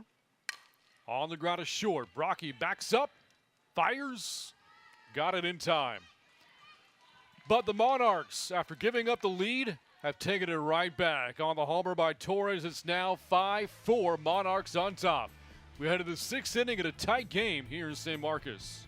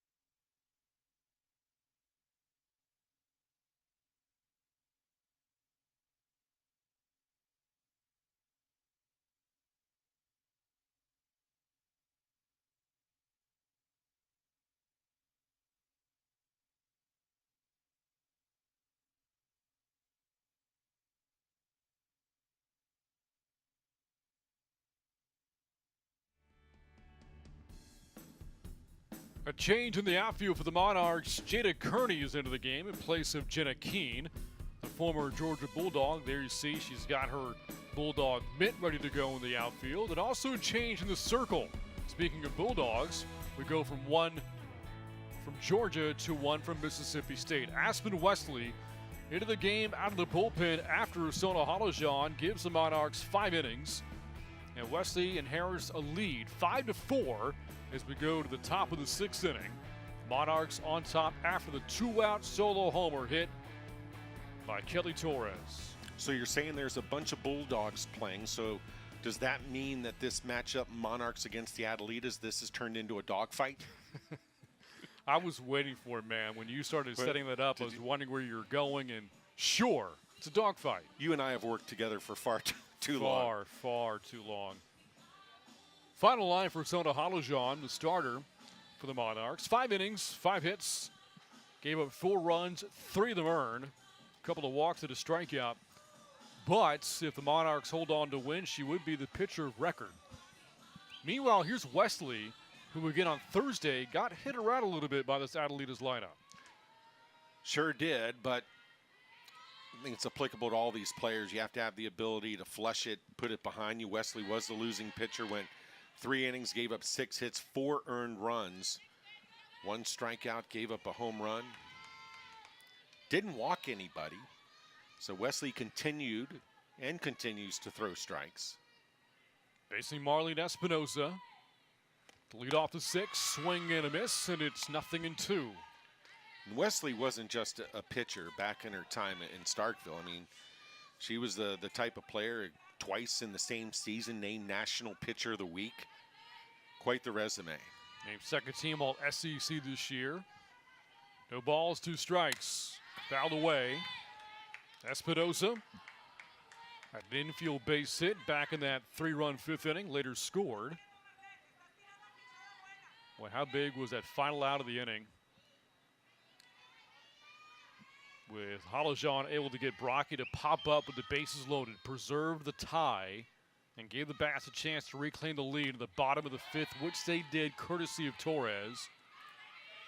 And again, her home run, just kind of a wild home run there from Torres and a ball that was below her knees. A 5-iron, but it had no fade. They were just out of here. It's one of those off the bat, we just knew it. Something else that caught her eye, and I've never seen this before, as Torres was rounding the bases, it looked like she went back to give a fist bump to one of the umpires. It didn't look like it. She did. But hey, that's the joy, right? The fun. Like we saw the laughing that, out safe call at third base earlier in the game. Where the coaches and players and umpire are laughing because, This is serious stuff, and both teams, man, they both want to win. But there's also a whole boatload of fun involved in this. And by the way, the umpire did leave her hanging. That's on the record there. Fly ball to the left. Taken care of by Fessler. And Wesley retires the first batter she faces out of the pen. So just to wrap this up in the fist bump, and maybe the chat room and maybe the Twitterverse are aflame with the fact that Torres even did that or attempted to. But it goes back to that old saying, at the start of the game, does the umpire say play ball or work ball? Well, we all know what the answer is. The umpire says play ball. Wysocki batting now, takes strike one from Wesley. Savannah Wysocki is 0 for 1 with a walk and a run scored. You know, Torres wasn't malicious about it. Nothing was directed at the Adelitas at Hub City. I think it was just the excitement, the joy of knowing that she did a great thing for her team and her teammates.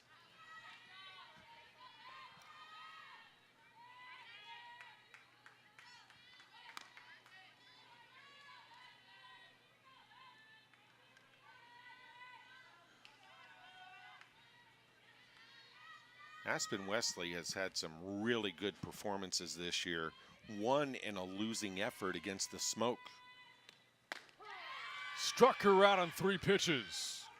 Painted that outside corner. 2 outs in the inning.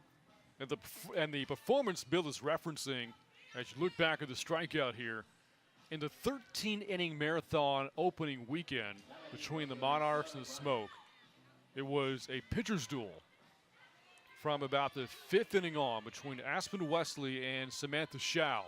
Shao went 9 innings, Wesley 8 2/3. And it was a Charlotte Eccles double that finally ended the game at the bottom of the 13th. And that was after, of course, the Smoke tied it up 2 down in the bottom of the 7th inning. Espinosa delivered an RBI single to tie it. And then, yeah, the marathon commenced. Sierra Bryan looks at strike one. So, yeah, for Wesley, 8 2/3 that game. Gave up just the 2 earned runs, but with the runs, of course, stand out because of what they did. Tied the game in the 7th, won the game in the 13th. That game so far in 2024 with a lot to go, the game of the year to this point? I would say so. Now, we haven't seen every WPF game, as there have been games in Robstown and Lubbock, but the ones that we've seen in St. Marcus, absolutely. So at the end of year banquet, that's certainly a candidate.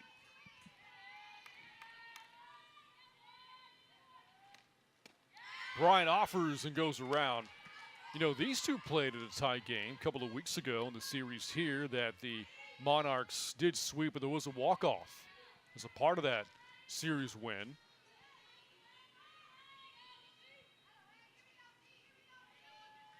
A 6-5 win for the Monarchs that day. Bryan with a pop-up. Is that going to stay in play? It does not. The walk-off fielder's choice from Trinity Slaughterback won the game. That was after the Adelitas scored a couple of runs at the top of the 7th to tie it. But I'm with you. The 13-inning game, I thought was a little bit better, more dramatic than what we saw that night.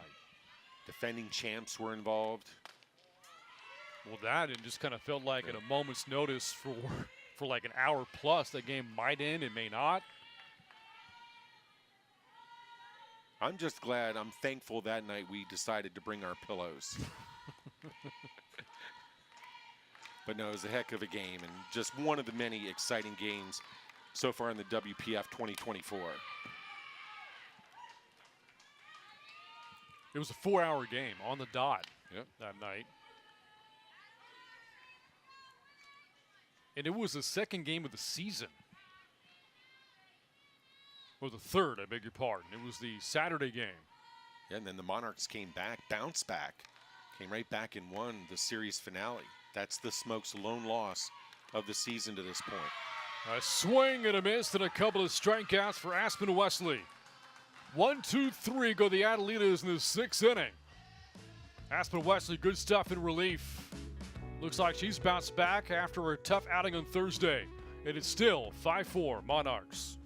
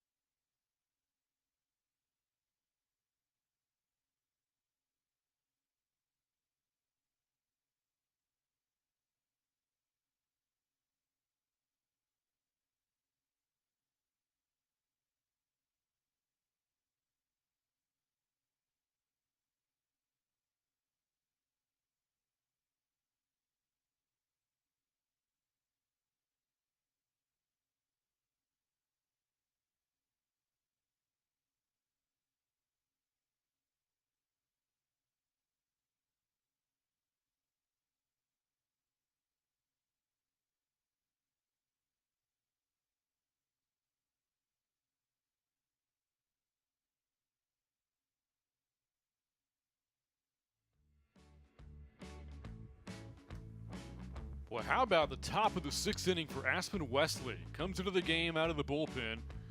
Retires the Adelitas in order with a couple of strikeouts along the way. With that, it remains a 5-4 game.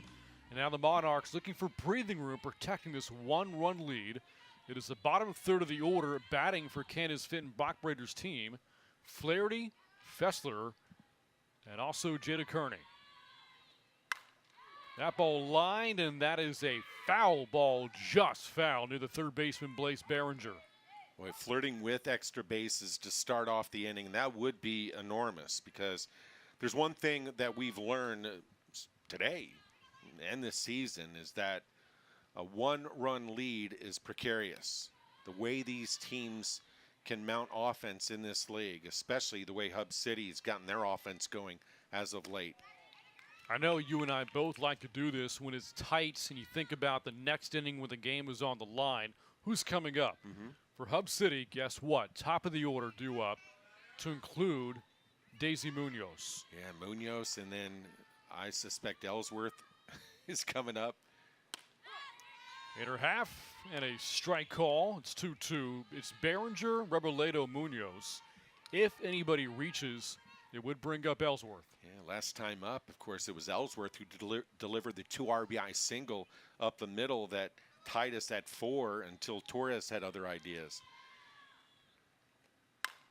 Ground ball up the middle for Flaherty, and a good way to start the bottom of the 6th for the Monarchs. Flaherty is on for the first time today. Flaherty right back up the middle, and look the way she pounds the ball into the ground. It might have even gone off the plate. If it's a little bit lower, it's right at light. She makes the play, and she flips it over to Munoz at first. But softball's a funny game. The ball's round, and it takes weird bounces. Fortunate for the Monarchs there. Technically, Flaherty on for a second time. The other time was by reaching via an error. Here's Fessler. Well, you think a one-run lead, bottom part of the order batting here with a good runner on the base paths. Maybe a bunt situation, but didn't see Fessler showing there. Yeah, watch that top hand. That's the key, one of the keys out there for you young players. Flashed a bunt there, but takes it back, and it's 2-0.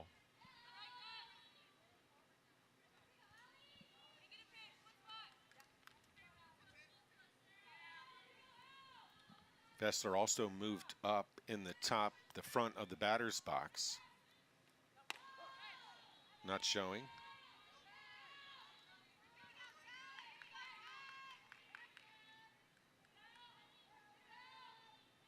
Monarchs try to keep pace with the Smoke. Trailing the Smoke by 5.5 for first in the WPF standings. After they won earlier today against Coastal Bend, 7-6.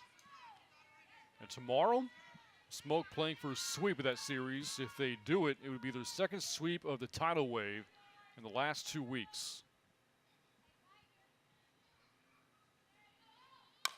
Chopper up the middle. Brocky from short to the bag, slides in and got the foot down in time.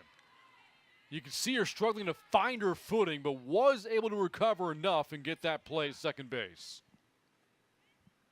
Exceptional play by Brocky.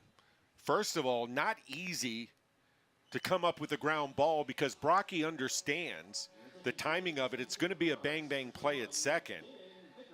And able to have the presence of mind to field the ball cleanly and then stick the foot out and beat the runner to the bag. That is not your standard fielder's choice by any stretch. Pinch hitter here for the Monarchs. It's not Kearney batting, it's Jaden Vickers. Have we seen her bat this year? We have not. Vickers, yesterday's starting pitcher, up at the plate for what I believe to be the first time in this ballpark this year.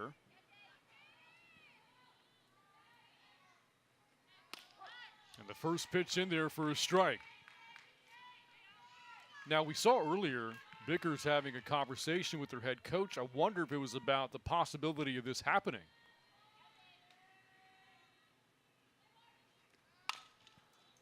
That ball lined to Munoz, sharply on the ground on the hop. Vickers is going to reach first base in the fielder's choice. So sharp hop handled by Munoz. And again, the Monarchs erase the lead runner. or the Adelitas, I beg your pardon, to race the lead runner. 2 outs, runner on, and now Briley St. Clair. We've got our research staff frantically going through the books here, and it's our understanding that Jaden Vickers is strictly, for college career, a pitcher. That bounces off of Wasaki. Actually, Brynell playing in center field, reaches the right fielder, scoring as Vickers all the way from first. Actually, that's Destiny Brown now in center field for the Adelitas and couldn't make this play. And as a result, it leads to a 2-run advantage for the Monarchs. And the way the ball ricocheted off of her, it gave Vickers plenty of time to round the bases, and now it's 6-4, and St. Clair winds up all the way at third. And credited with an RBI triple, so 2 doubles and a triple, 2 RBI tonight for St. Clair out of the leadoff spot. Not a bad night's work. Sand grounds out to end the inning, but again, the Monarchs were looking for more breathing room, and they got it. A 2-out RBI triple from Briley St. Clair. It's now 6-4 Monarchs, and the Adelitas are down to their final 3 outs.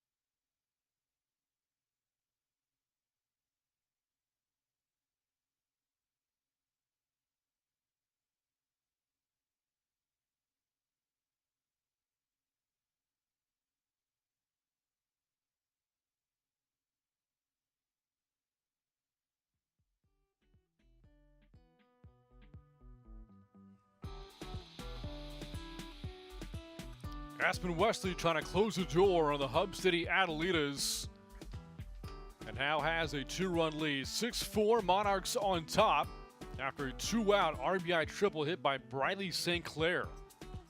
So a little bit more margin for error if you're the Monarchs here, a 2-run lead. But the top of the order coming up for Hub City.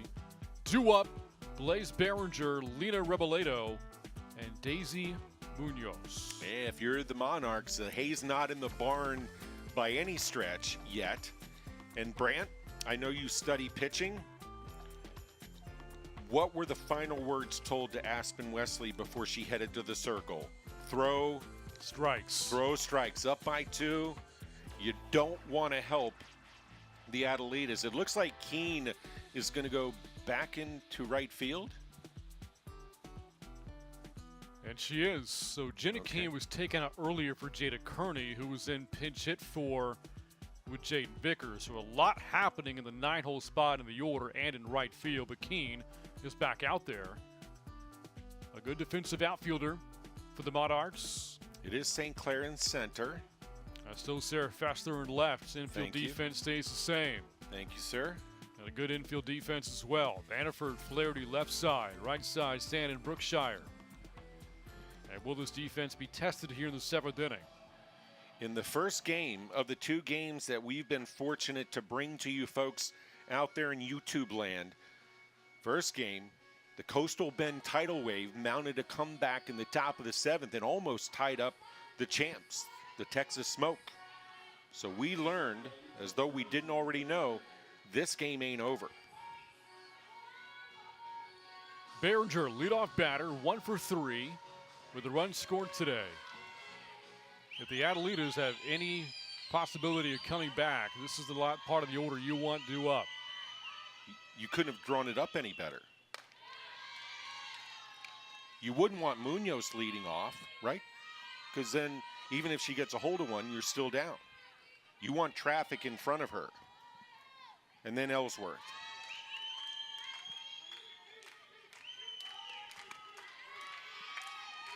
Two balls, no strikes to Behringer.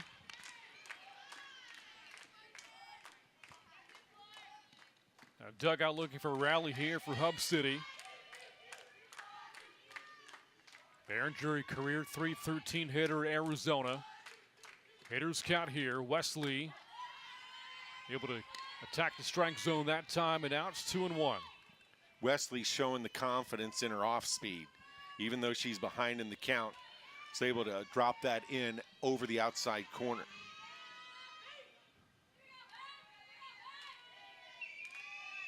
Two and one from Wesley. A miss high and tight, 3 balls, 1 strike. And again, the Adelitas just need that one base runner. They've got home run hitters coming up. Reboledo has homered twice in the series. Munoz has homered each of the last 3 games for the Adelitas. And just missed hitting them out a couple of times tonight, right? They have. On the ground to the right side, and that is a foul ball. Brookshire charged it. If she gets there, but doesn't really field it cleanly, that's going to stay a fair ball, and Behringer would wind up at first base. But instead, it just bounces foul. Yeah, the spin of the ball, I know what Brookshire's trying to do, right? She's trying to get to that thing while it's in fair territory, and almost her instinct is to make sure that she stays in fair territory. I think Hub City a little fortunate there that Brookshire not quite able to get to it in time to keep it fair. That ball smoked to right, and the Adelitas have their base runner to start the 7th inning. Behringer's second knock of the night, and now, yes indeed, Hub City will in fact bring the tying run up to the plate. So another game today with some drama in the 7th. Bill talked about it. Our game earlier saw the tidal wave nearly erase a 3-run deficit in the 7th inning. The Adelitas down 2, and now Reboledo batting here. Nobody out in the 7th. First pitch. Ball 1. Torres tried to pull it into the outside corner, unable to get the call. And incidentally, I love this. Hub City is so sure that there will be a bottom of the inning, they have somebody warming up in their bullpen. You have to love the moxie. 1 ball, no strikes from Wesley. Deals, Reboledo pops it up, left side, coming in, Fessler, and has it for the first out. Enormous out for a couple of reasons. Let's start with the fact that Reboledo has shown her ability to hit the ball out of the ballpark, but also Behringer remains at first base, i.e. out of scoring position. Now the big bat of Daisy Munoz, 0 for 2 with the walk. Do you have your seatbelt? I do. Okay, put it on. Big at bat in this game.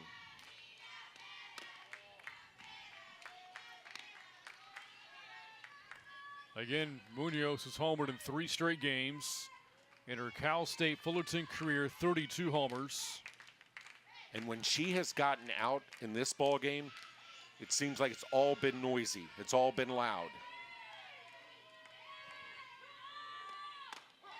Inside corner, 1 ball, 1 strike. You have to move the ball around on Munoz. Also, you have to change speed. You can't let Munoz lock in if you're Aspen Wesley. Up, down, in, out. Outfield playing pretty deep here against Munoz for reasons we've chronicled. She has a lot of power. Yeah, no doubles. Because the run at first really isn't that important, Behringer, but if you're the Monarchs, you want to keep Munoz from getting to second base, if possible. Ellsworth awaits on deck. 1-2, Wesley against Munoz. On the ground is second, Sand. Flaherty back to first, not in time. A fielder's choice just extends the game by an eyelash. Did you see that flip by Sand over to Flaherty? Those are 2 players that haven't been playing together for very long. Watch this. Seamless. Huh? Tomorrow, when you get done with the doubleheader, I want you to go in the backyard and do that flip 20 times and see how many times you can hit the target. Okay? My backyard's not big enough for that. As Ellsworth takes ball one low. Then go on the road. Play in the street, would you? No, but seriously, that was a heck of a play. Ellsworth herself, home run power. Yeah, oh yeah. This isn't over. Although she's not homered as an Adelita yet. Not sure where that missed, but advantage Ellsworth. Now it's 2 balls and no strikes. Now Ellsworth can shrink the zone. 14 homers her final year of college softball at Arkansas. 30 homers in her career between Texas and as a Razorback. What did Ryan Gosling tell Rachel McAdams in The Notebook? It's not over. My gosh, 2 and 1. Yes, anytime I think about this game or baseball, immediately think about The Notebook. Nice pitch there by Wesley again, like she did on a previous 2-0 pitch. Goes off speed and gets an important strike. 6-4 game of the 7th. That one not close, 3-1, and now Wesley in danger of putting the tying run on base. So waiting on deck is Alejandra Casas, who did homer in the opener on Thursday. Yeah. Home run power is what that means. How much drama have we had today? And there for strike 2. You know, the first 2 days we've had some lopsided games, right? A couple of run rules, both Thursday and Friday. And again, we have yet to see a bottom of the 7th inning. But a 1-run game earlier today, a 2-run game right now. Tying run to the plate. Adelitas down to their final strike. Ellsworth going to fight that one off and stay alive. Yeah, you folks watching, if you haven't seen a game in person and you're able to do so, I encourage you to come on out. Support these teams. If you sense, if you feel the excitement there at home or from wherever you're watching, it is palpable here at the ballpark as well. Another doubleheader on deck tomorrow, 3-2. Ellsworth a drive, left field, and this game is tied. With the Adelitas down to their final strike. Taylor Ellsworth, what a time for her first home run as an Adelita, and it is 6-6. Greeted by her elated teammates, the Adelitas. What were we saying about drama? It is building even further, just inside the foul pole. Ellsworth with a 2-run bomb. And a brand new game.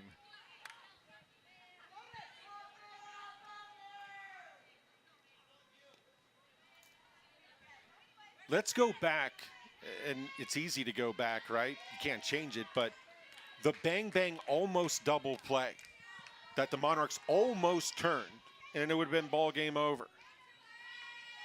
And the fact Ellsworth was able to fight off 1-2 strike pitch before she went long ball.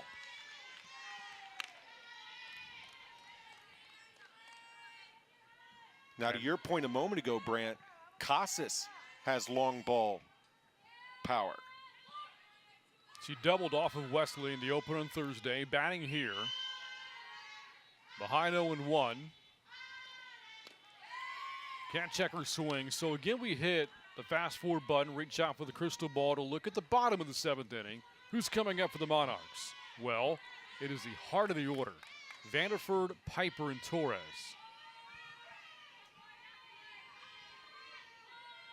I still have my seatbelt on. 0-2. Grounded foul. With Hub City. Again, a couple of weeks ago, this team could not score. But something has gotten into them as of late. 5 runs in the finale against the Smoke this past Sunday. 9 runs in the opener in this series on Thursday. 5 runs last night, 6 here tonight. Can I repeat it? I think it's Munoz getting hot, getting her groove, and the addition of Ellsworth. And we go to the bottom of the 7th inning. Taylor Ellsworth down to her final strike. Belts out a game-tying 2-run homer, her first with Hub City, and it is a 6-6 game heading into the bottom of the 7th in San Marcos.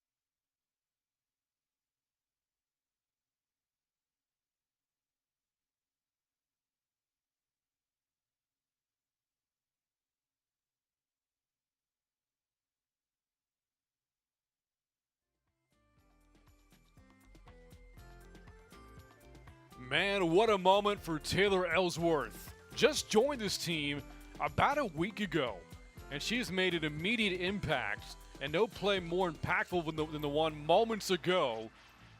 Adelitas down 6-4, and the count full to Ellsworth with the runner on base and able to homer off of Aspen Wesley to tie the game. And now we go to the bottom of the 7th inning, 6-6. But the heart of the order now coming up for the Texas Monarchs. Sarah Vanderford, Lily Piper, and Kelly Torres. And by the way, all three have homered in this series. Vanderford, we've chronicled an RBI machine. Gap-to-gap power. If you're light, you have to be careful here. Can't just go middle and hope for the best. The game for Vanderford so far, 1 for 2 with a double and a couple of runs batted in. The home run of the series she has came last night. Leading off of the 7th, and the count runs to 2 strikes. Well, speaking of run, Light was able to run that pitch up and in. Sarah Vanderford, Vanderford, quick hands. These two playing in a series for the second time in the last 3 weeks. And both times we've seen the Adelitas erase a 2-run deficit in the 7th. But in the last time it happened, the Monarchs responded immediately in the bottom of the 7th 2 weeks ago. Getting a walk-off win that night. Trying to do the same here. Back-to-back pitches, we've seen Light go up and in on Vanderford. That's all well and good, but if you're going to miss, you have to make sure you miss in. If you don't get it in far enough and Vanderford can get her barrel to it, then we might be packing stuff up. That gate down in the left field corner has caused issues the last week or so. Do you have any WD-40 in your car to work on that gate? Fresh out. Fresh out, okay. Had to make room for the pillow, apparently. 1-2 to Vanderford. And the pitch. Swung on, and that's laced to right center for a base hit. Brown cuts it off. Now throws to the infield, but Vanderford's going to get in safely to second with a leadoff double. Sarah Doubleford is what she's called. It is crazy. I joked, 30 minutes ago, I said, has Sarah Vanderford ever hit a single in her career? What about the base running? Because I don't know about you, partner, but when Vanderford made the turn at first base, my first thought was, what is she doing? But I think because she knows this ballpark and is able to read things here so well, she knew she had the green light. That is a big extra base. Now Piper, chance to win the game. Nobody out, runner at second base. Now Piper's run does not matter. That said, Light's going to go after her here. With nobody out, you need an out right now. I think it's because Torres is on deck. 1-0. Bunt put down. Vanderford to third. Coming in from third. Behringer's throw not in time. Piper beats it out. And now the winning run at third base. not only the winning run at third base, but Piper beats it out. Now, I don't know if folks were tuned in, but an earlier at bat, Piper kind of joked with her coach and squared around to bunt. Boy, that is close. If you're Hub City, you want that to be an out. If you're wearing orange, you're a Monarch fan, you want that to be safe. I wonder if can we super slow-mo? Absolutely we can. We got the crew to do that. We have time. There's meetings in the circle. There's a meeting down by the third base bag. Brant's holding his pillow. Well, here Let's see. Come on, you be the umpire, Brant. Feels like a tie. We know the old saying, tie goes to the runner, right? Let's see. Look at that work. I think the front of her foot might have gotten there. I think you're right. So there. Huh? Oh, my Ooh, goodness. Boy, it couldn't be any closer. Yeah, it's a tie. There's no. The purists say there's no such thing as a tie. That's impossible. There can be a tie. That's as close as you can get. So now you talk strategy here. You know, if you're the Monarchs, do you maybe put down a squeeze to try to win it in that fashion? If you're the Adelitas, are you talking about that being a possibility? Do you throw a couple of pitches out of the zone here to protect against the squeeze? Torres can handle the bat. You have Brookshire on deck. You got to bring the corners in just because of the fear, the thought of a squeeze. One would think with Torres swinging there, that's not in play.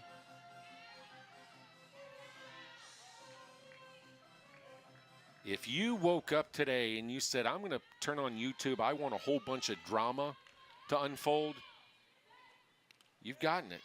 That hits her, and that's not the worst thing for the Adelitas either. Now, yes, you have nowhere to put the batter to the plate now in Brookshire. However, now you have options on a ground ball. You can go to any base, preferably you go home to get an out there, but there are force outs now available anywhere, but more importantly, at home plate. Well, that's where it has to start. Now, if you're Hub City and you want to pull out your early Christmas list, wish list, gift list, you want a hard ground ball right at a corner infielder where they can come home for the force out and then to first for the double play. Brookshire, ground ball, throw to home, in time. Only play for the Adelitas. Almost. Christmas almost came early for Hub City, but that ground ball just a little bit too slow for Ellsworth to risk throwing it to first base, because if you try to get that throw down to first, well, you have Lily Piper, who might have considered making the turn at third and then come in to try to score. Now Devin Flaherty, chance to win the game, bases loaded. One away, and it's strike one of the foul ball, facing Allie Light here. And so again, that force out at home is possible. If the ball is hit up the middle, does the infield risk trying to turn two to end the inning? There's a conversation taking place down at the third base bag between Piper and her head coach.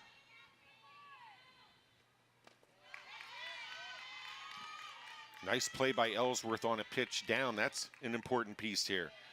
We've seen a couple of plays at the plate today, just today, on wild pitches that have gone to the backstop. Piper the winning one at third. The runners at first and second don't really matter right now. Don't you bunt? 1 ball, 1 strike. Flaherty keeps the bat up. 2-1. I'm with you. You know, Flaherty, a lot of speed, can handle the bat. You would think would be ideal in a bunt situation here, but doesn't appear to be on. Outfield is in, because outfield understands anything that goes over your head is going to score the run anyway. Popped up, perfect there for the Adelitas. Infield flying effects. Brocky makes a catch anyway, and now there's 2 outs. 2 huge opportunities go to the wayside for the Monarchs.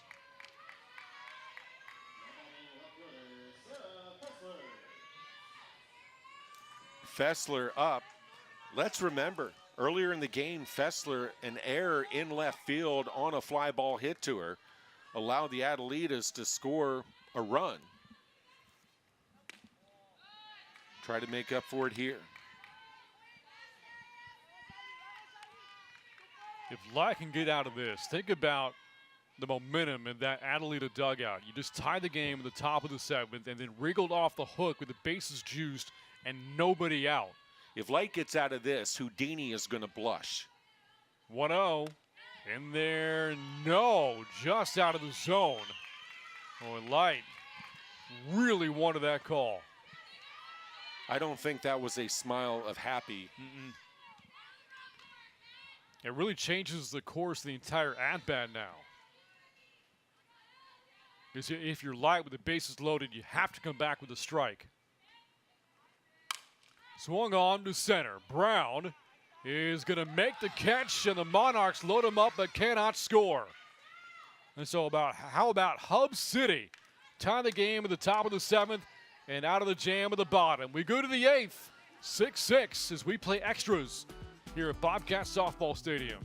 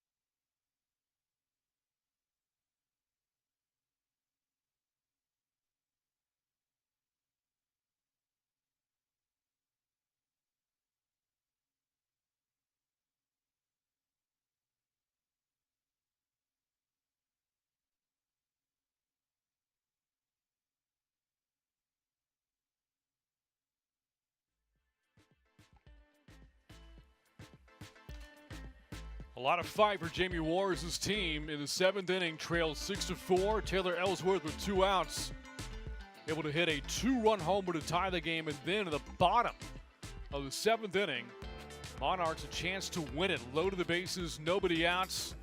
The Candace Finn Bach Raiders team could not find a way to get that run home.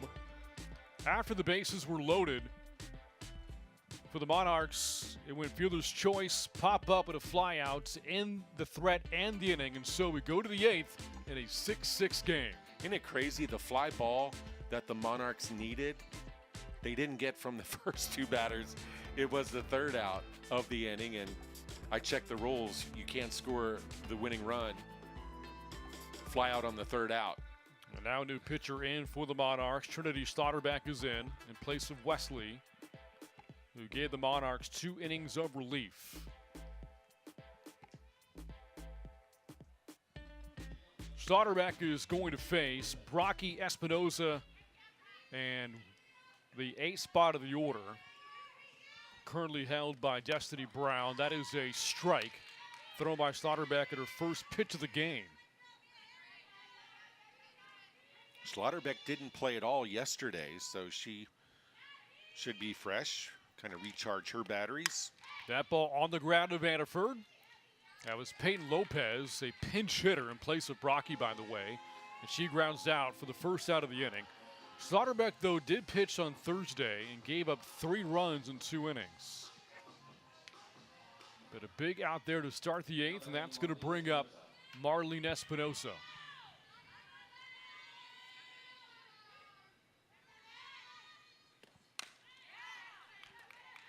Trying to bunt her way on.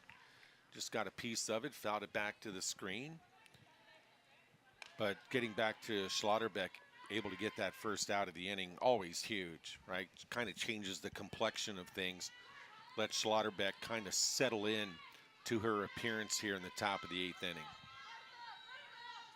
As you see Slaughterbeck in the game now, again, she replaces Wesley. You feel for her a little bit. That's not twice in this ballpark.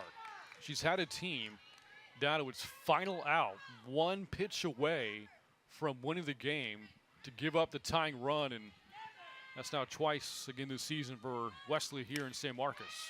Yeah, she'll get over it, right? Bounce back. All of these athletes, very experienced have experienced the ups, the joys, the wins, but also the lows, and understand you have to move on to the next day, next play. That ball drill, left center, long run. St. Clair can't track it down. Bounces off the warning track, and Espinosa winds up at second with a one-out double. Espinosa, a two-hit night in 4 trips. Remember, the first pitch of the at-bat, she's thinking bunt. Here she's thinking bang off the wall. St. Clair does a nice job of getting to the ball and getting it in to keep Espinosa from thinking 3 bases.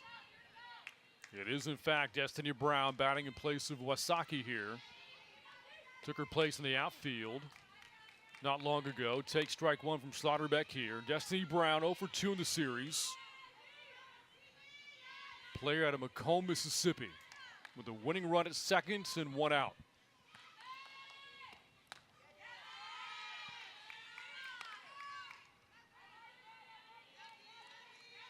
Well, again, if you were the Monarchs, the bottom of the 7th could not have started better.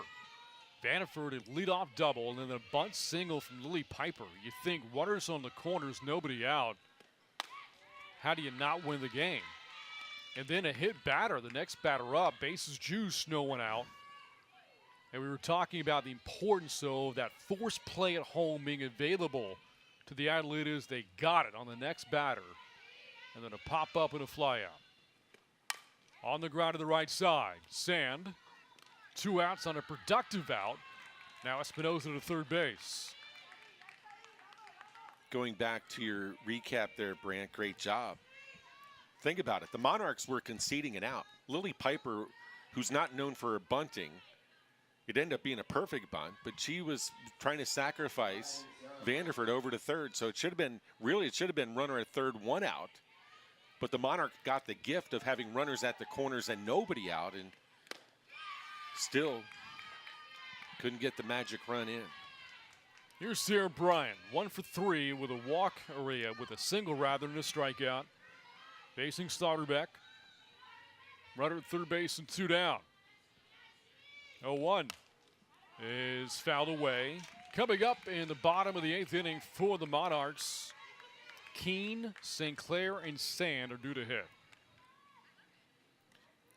Quick visit in the circle, and as I look out at Kelly Torres, the catcher, I think about how important her role is right now. Anything down in the dirt, she's got to block it. With that go-ahead run at third base, there's a great shot of Torres, big home run in tonight's game. No balls, 2 strikes, swung on and fouled away again. Schlotterbeck, the last 2 pitches, able to run it far enough inside that Brian can't get her hands in to keep that thing fair.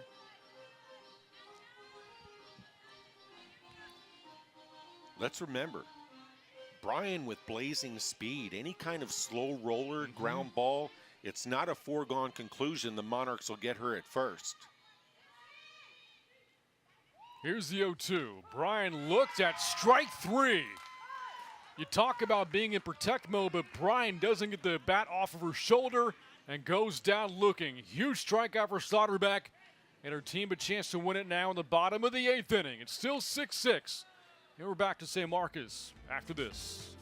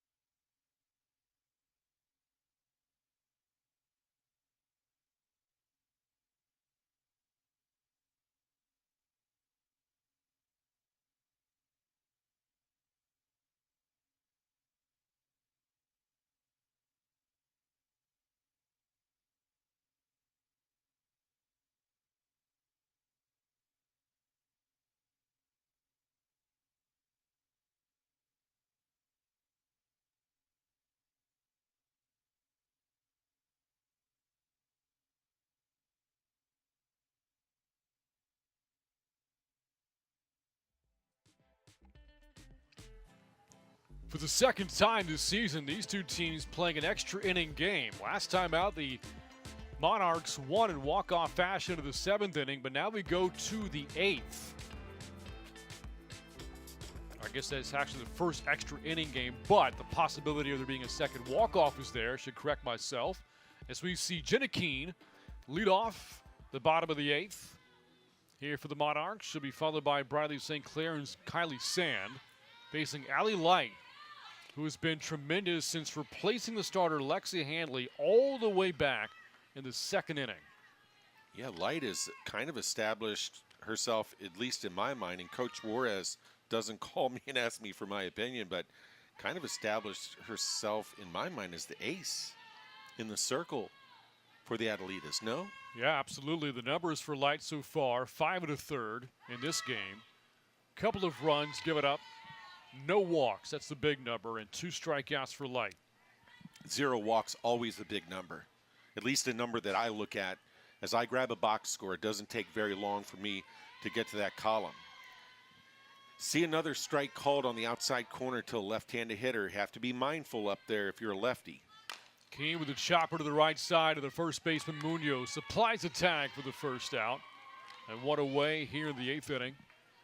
This is the 3rd straight week we've seen the Adelitas play in St. Marcus. Can tell you this is their first extra inning game, not only in this ballpark, but of the season. And of course, the Monarchs, as Bill and I have chronicled, have gone to extras once before, a 13-inning, 4-hour affair against the Smoke opening weekend. How about Briley St. Clair tonight? Talk about extra bases, contributions, 2 doubles and a triple, has scored 2 of the 6 runs and has knocked in 2 of them. Not a bad night for the former Mississippi State Bulldog. 1-0, St. Clair showing a bunt and bunts over the top. 1 ball, 1 strike to St. Clair. Here's a lot of room, and I don't know that I've seen St. Clair pull the ball, but a lot of room down the right field line. Look at that. Goes to the right side, high drive, and that is off the bottom of the wall. St. Clair rounding second, on her way to third, slides, and she is safe. Briley St. Clair, 2nd triple of the day. And the winning run at third base here for the Monarchs. Are you kidding me? I just get done saying, I haven't seen, have you seen St. Clair pull a ball? Don't lie to me. She yanks it to the wall and right, and look at this bang bang play. Head first slide, just beat that was a really good relay by the Adelitas. Let's not lose focus on that. Tell me the last time you did a game where a batter had 2 triples and 2 doubles in it. Well, I cannot remember. Yeah, I cannot remember it. What a night for St. Clair. And so now you talk strategy again. The Adelitas, as they did in the 7th inning, talking about scenarios and what do you do defensively with a runner at third, less than 2 outs. If you're the Monarchs, the possibility of a squeeze again is there. Since there's less than 2 outs, if they choose to go that route, that play is available. Well, but they didn't go that route in the 7th. Okay, can I tell you a little difference? Look who's standing on third base. St. Clair can fly. And that puts a lot of pressure on the defense. Look how far in the third baseman and first baseman are. They're daring Sand to bunt.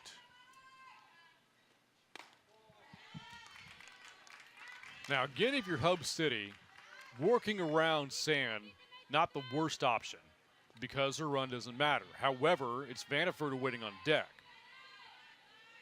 That's definitely not a better option if you're Allie Light in Hub City. 1 ball, no strikes. On the outer half, 1-1. Well, if you wanted to duplicate what in fact happened in the bottom of the 7th, conceivably, Sand could get on. You could pitch delicately to Vanderford to fill the bases again. The difference here for the Adelitas would be you already have 1 out. Sand going opposite way. You see Light working her away right now. If she were to try to put that bunt down, which on 2 strikes, that's not going to happen now, but it would go up the third base line and presumably give your fielders a chance to get that lead runner at third base. But all that out the window now on a 2-strike count. Outfield a little bit shallow again. They understand any ball hit over their heads is going to score the run anyway. A swing and a miss and a massive strikeout there for Light. Light able to get Sand to expand the strike zone. Sometimes that's what happens when you get ahead. Get 2 strikes on the batter. The batter has a tendency to expand the zone. And now it's Vanderford a chance to win the game. Runner at third, 2 outs.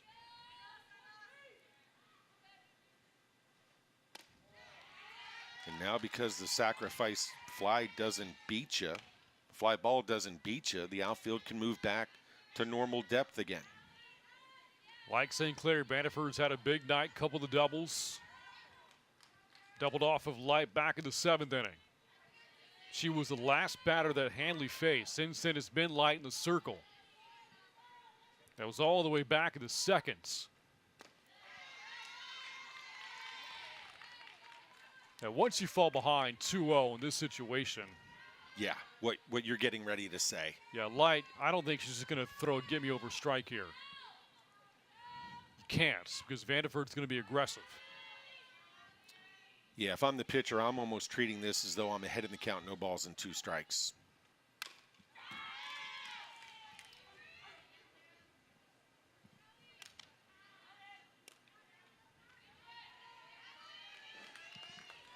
So many big at-bats for Vanderford in this ballpark.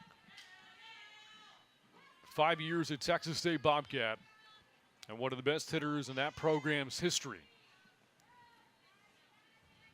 She's gap to gap. The defense can't cheat.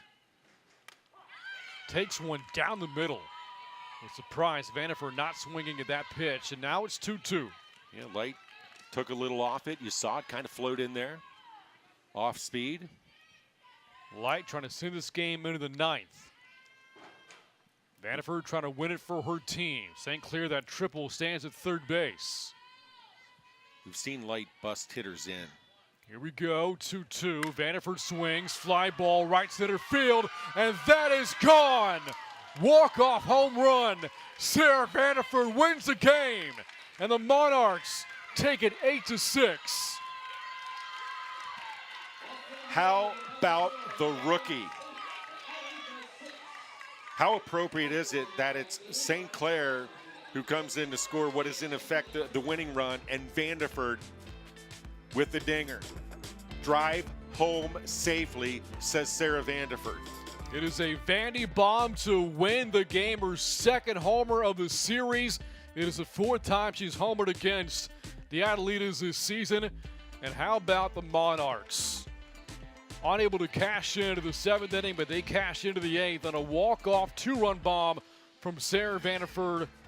What a finish to this game and to this doubleheader. Yeah, no doubt. On a day that had so much excitement, so much drama, this was the perfect, the chef's kiss, exclamation point on a great day of WPF softball. Well, that's going to wrap up our coverage of this doubleheader as the Monarchs win this one in a walk-off at Bobcat Softball Stadium. Final score in this one in 8 innings. The Monarchs 8 and the Adelitas 6. For Bill Colhane, I'm Brain Freeman. This has been a presentation of the WPF. For more information, log on to WProFastPitch.com. Until next time, good night from San Marcos.